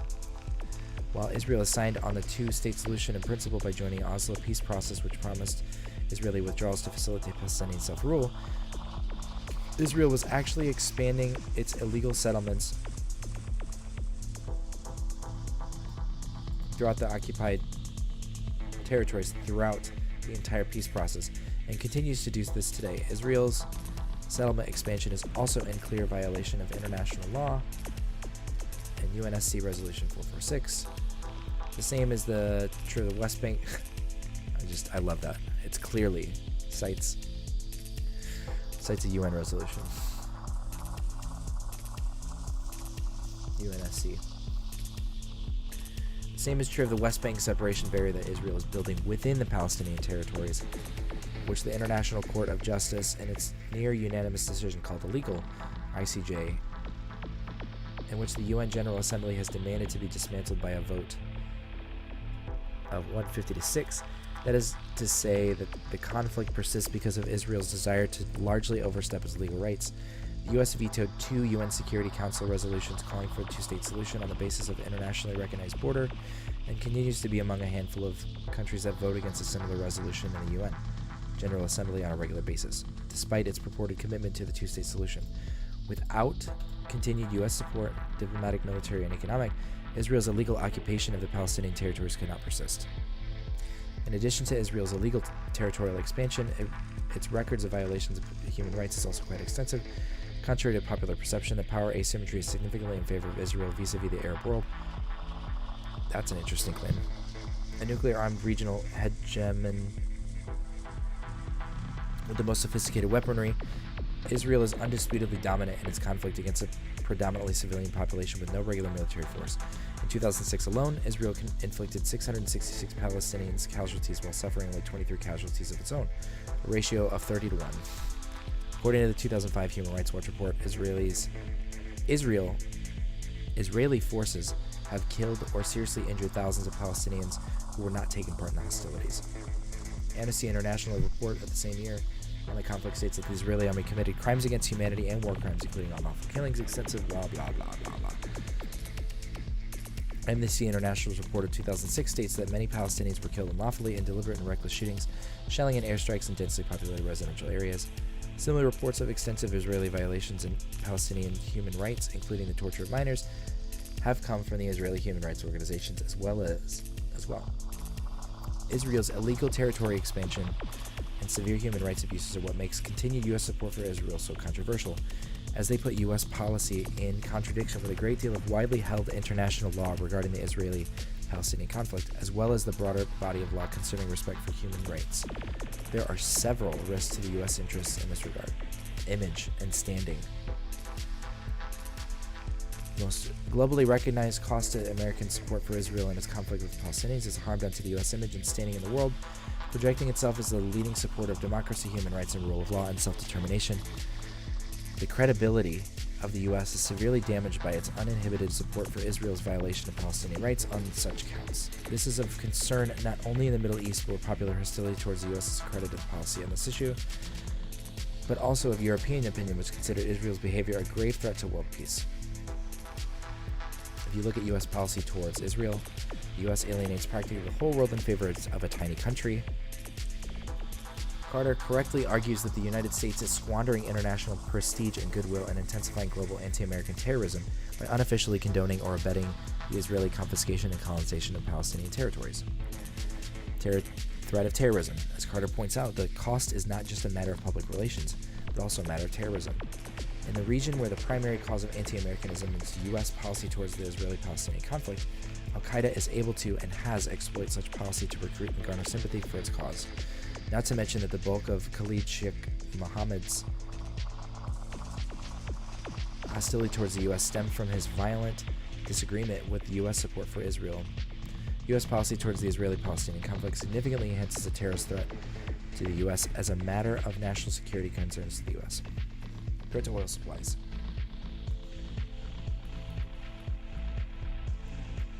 "14 pages, guys. We're almost there.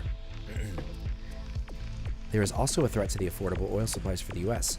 The perpetuation of the Israel-Palestine conflict, maintained by the U.S. support for Israel's occupation, may very well be the leading threat to regional stability. The reason behind Saudi Arabia's desperate push to solve the IP conflict through the Saudi proposal that was adopted by the entire Arab League, offering a full normalization of relations with Israel in return for Israeli compliance with the international law, is a concern for regional stability and the survival of its own regime. Since the energy industry also has an interest in Saudi stability, it is surprising that there is not stronger opposition from the energy industry against the Israel lobby's agenda and the IP conflict. Perhaps it is the energy industry's short-term satisfaction with increased oil prices as a result of continuing tensions, but such gains cannot be compared to the potential consequences of nationalistic uprisings in the Persian Gulf. Threat to regional hegemony. Furthermore, one of the U.S.'s current worries is the expanding influence of Iran through the Middle East. One of Iran's central methods of increasing its popularity in the Middle East is by countering U.S. backing for Israel and the IP conflict with the backing of military groups that challenge Israel, like Hezbollah and Hamas. If there was no U.S. backing for Israel's violation of Palestinian rights, such as violations would not exist, and thus there would be less which Iran could exploit to expand its popularity and influence to challenge U.S. dominance in the region. This is even acknowledged to some extent by such pro-Israel partisans as Dennis Ross, who recently argued that the Iranians believe that they can mobilize the Arab world against the U.S. by playing on the sense of grievance that is so deeply embedded among many against Israel. The last thing that Iran wants is for the grievance to disappear. Having reviewed the extent of the threat vital to U.S. interests experienced due to U.S. policy towards the IP conflict, I will now explore the ways in which the Israel lobby has obscured such threats to maintain American support for its agenda. The Israel lobby and the U.S. foreign policy agenda. The aforementioned discord between U.S. policy towards the IP conflict and U.S. interests raises the question of whether the conflict and the U.S. role in it is accurately perceived by policymakers. Closer examination of the Israel lobby's agenda-setting tactics points to its considerable role in swaying such perception. The Israel lobby possesses the unique ability of not just obscuring the harm U.S. interests suffer from U.S. backing of them in the IP conflict, but even portraying such U.S. support as crucial for U.S. national security.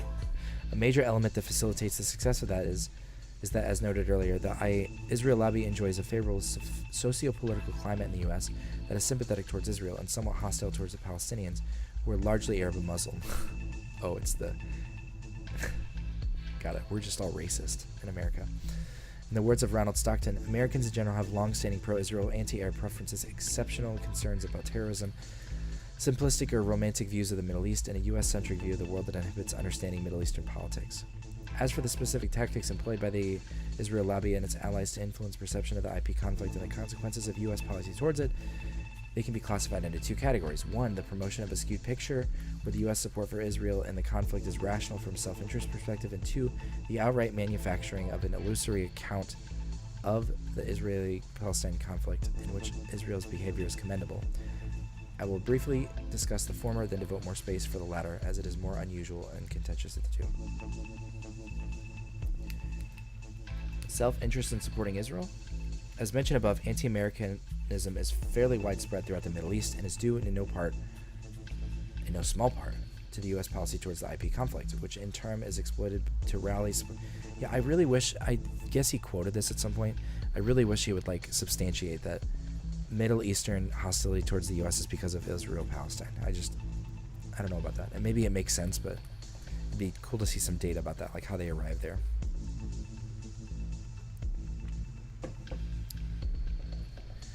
But instead of the accurate picture that the U.S. support for Israeli policies is a source of anti-American terrorism, such support is portrayed as essential in the fight against anti-American terrorism. In essence, Israel is portrayed by its supporters as the spearhead of Americans' war against the monolithic threat of Islamic terrorism.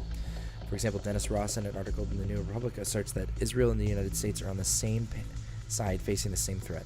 Another example of this mission statement, the Jewish Institute for National Security Affairs, JINSTA, which asserts that U.S.-Israel strategic cooperation is a vital component in the global security equation for the United States, and that Israel's role has changed and increased with the advent of increased American requirements for homeland security. In a conference organized by several pro-Israel organizations on what the U.S. and Israel can learn from each other in fighting terrorism, Michael Gleman, chairman of the Israel Project, contended that in the struggle against terrorism, Israel has been spearheading the entire free world. This rationale, according to Mearsheimer Mirwald, implies that Washington should give Israel a free hand in dealing with Palestinians and not press Israel to make concessions until all Palestinian terrorists are imprisoned or dead. The events of 9/11 have furthered the emotional appeal of the sentiment, yet this conception is very inaccurate. Not only is U.S. support for Israel a liability to the war on terror, the terrorist threat faced by U.S. from religious fundamentalists fighting what they see as civilization battle is qualitatively different from that faced by Israel from an occupied people seeking self-determination.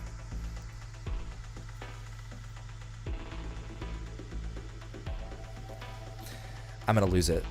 He just compared terrorism to Israel to just the Palestinian people when it's like the entire area. I don't know.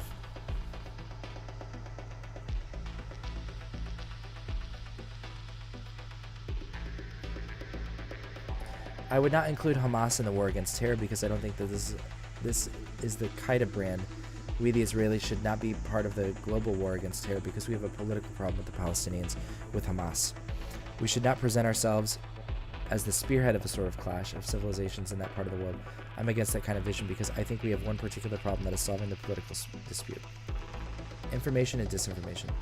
Beyond the conventional tactics of propaganda, which are common among all groups seeking to push forward an agenda, one of the most powerful tactics of the Israel lobby, which is hardly ever discussed in studies of it, is the promotion of outright fabrications using the IP conflict. What is remarkable is not the ubiquity of such fabrications, but the ubiquity of mainstream praise fabrications that are taken seriously. For example, there are constant allegations that Palestinian schools' textbooks teach hatred of Jews and the rejection of Israel. The most prominent American organization making such allegations is called the Center for Monitoring the Impact of Peace. Incidentally, CMIP's research director is a right-wing Israeli who lives in an illegal Israeli settlement in the West Bank. CMIP reports were the basis for the full-page ads published by the U.S. by pro-Israel groups and were picked by U.S. policymakers who denounced the hateful anti-Israel rhetoric in official Palestinian schoolbooks and called on the State Department to pressure the World Bank to halt funding for the publication of Palestinian educational materials. Interesting. As it turned out, where CMIP's accounts were accurate, they were merely critical of the accurate history taught to Palestinian students about Israel's founding. This would be comparable to U.S. groups criticizing anti-white racism being taught to African American students by textbooks merely for pointing out that slavery had taken place. I would like to see like the teachings that they critiqued.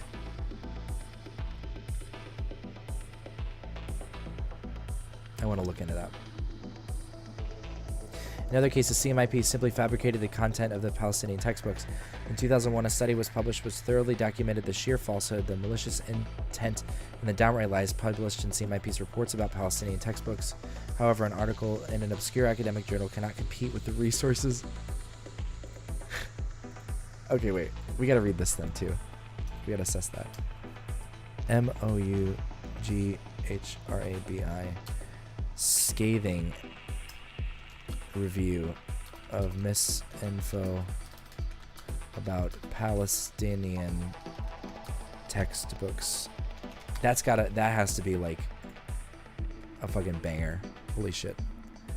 Another example concerns Israel's driving out of over 700,000 Palestinians from their territories that became Israel proper in 1948.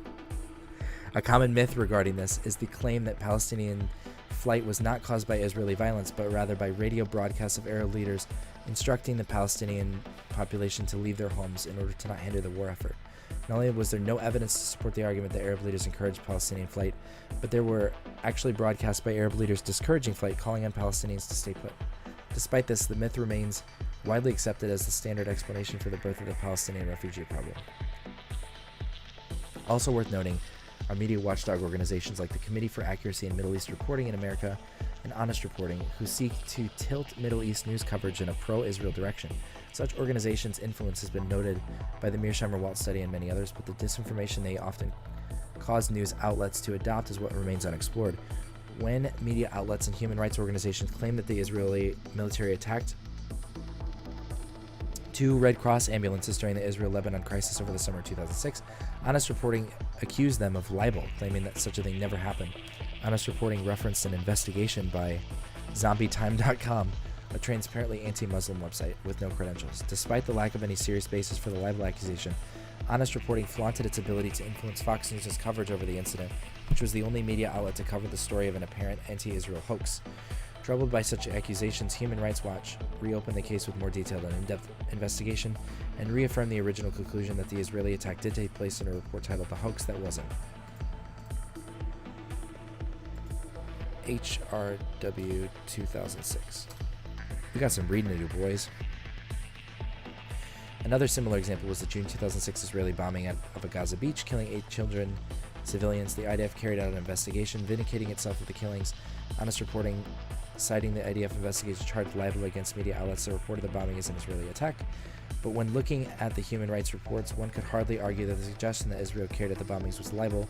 Human Rights Watch noted that the Israeli military investigation declined to take first-hand evidence collected by the organization's researchers, cited an Israeli news report which found that, contrary to the IDF report, the shrapnel removed from a Palestinian was typical of those coming as Israeli shells, and argued that, unlike the IDF suggested, the time of the blast was during the IDF shelling of Gaza. Human Rights Watch senior military analyst concluded that an investigation that refuses to look at contradictory evidence can hardly be considered credible. Human Rights Watch then published a report with the subtitle, Artillery Strike Probably Killed Palestinian Family.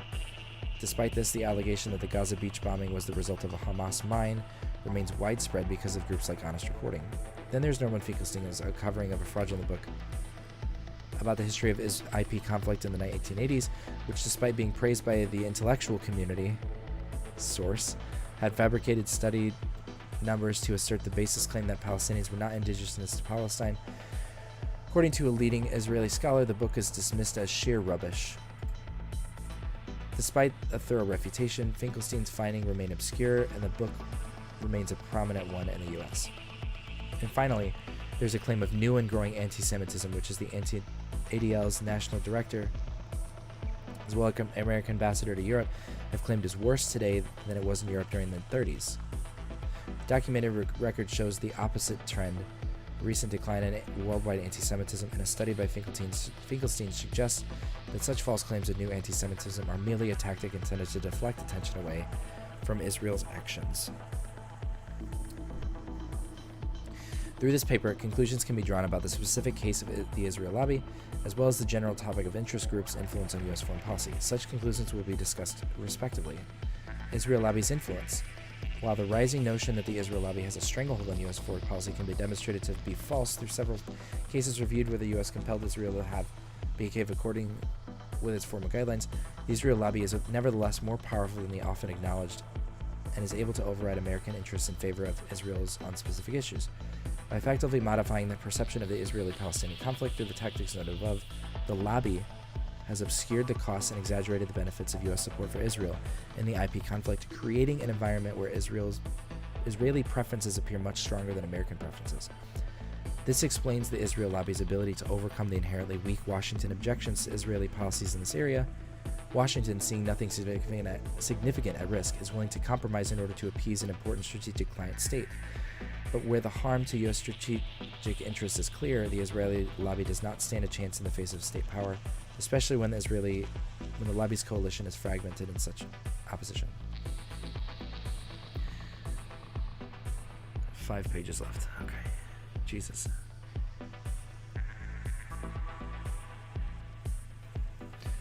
Of course, that is to say the Israel lobby distorts American foreign policy is not to say anything unique or particularly malicious about the Israel lobby.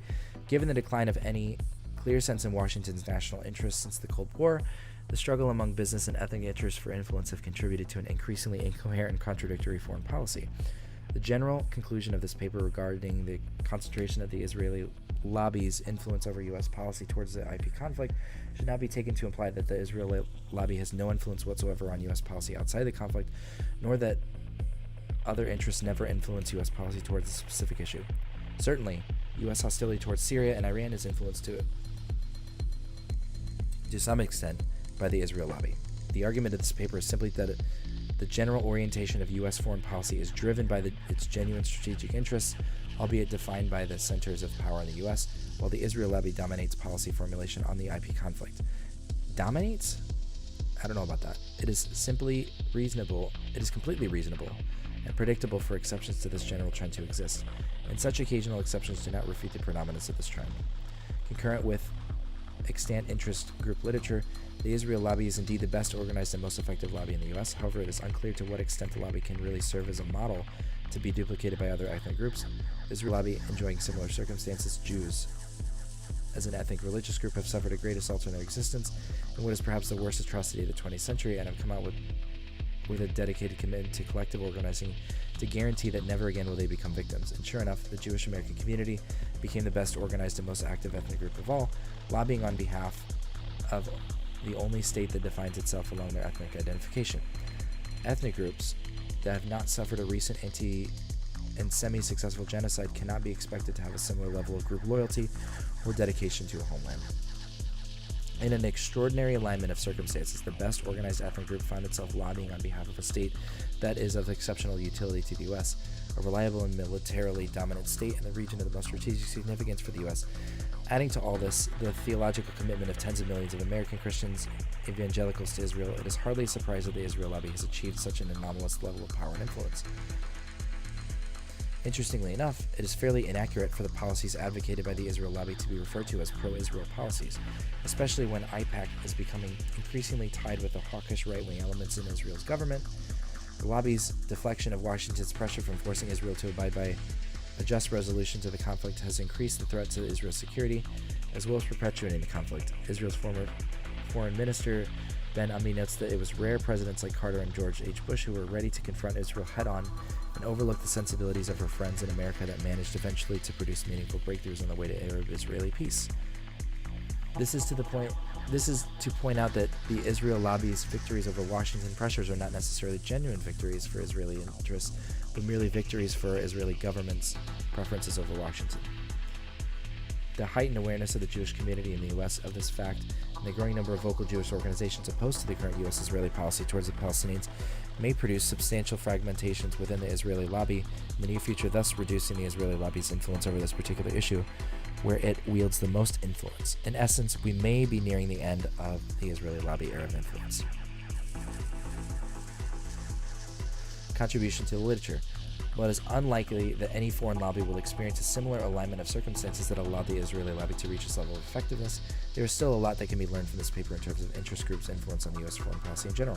Contrary to Lindsay's argument about the events abroad matter, this paper demonstrates that it is the perception of the events abroad that matters, rather than the actual events. If the perception of events abroad reflects the political conditions that are conducive to the interest group's success, an interest group can be expected to effectively influence policy on the issue. In other words, having discordant interests with the U.S. is not a deal breaker for lobbying success.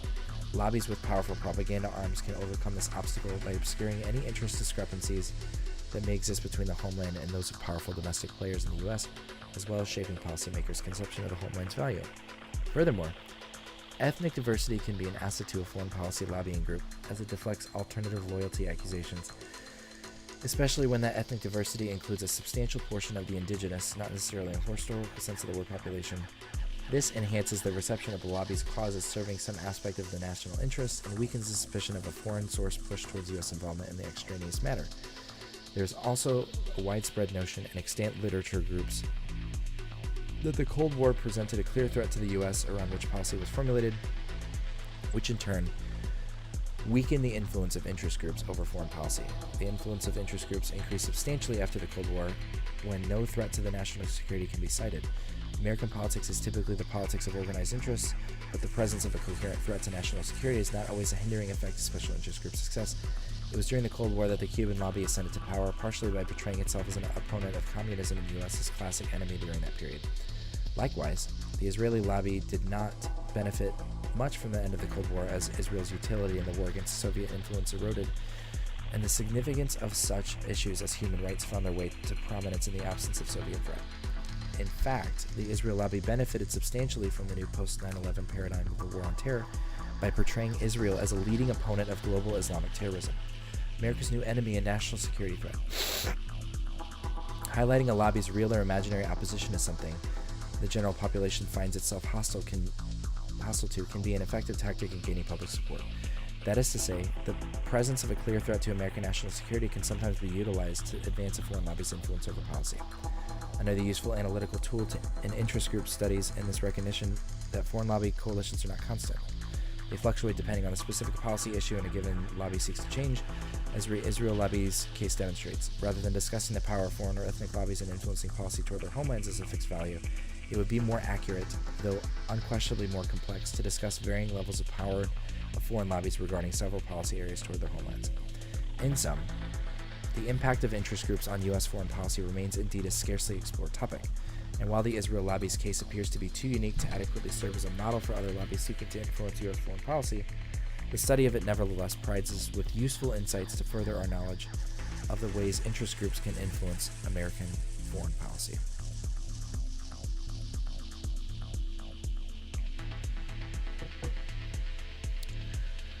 Holy shit. 3, 4, 5, 6, 7, 8,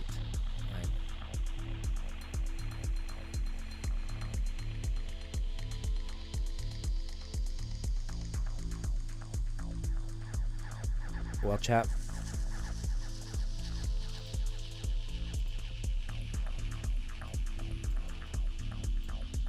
How are we feeling?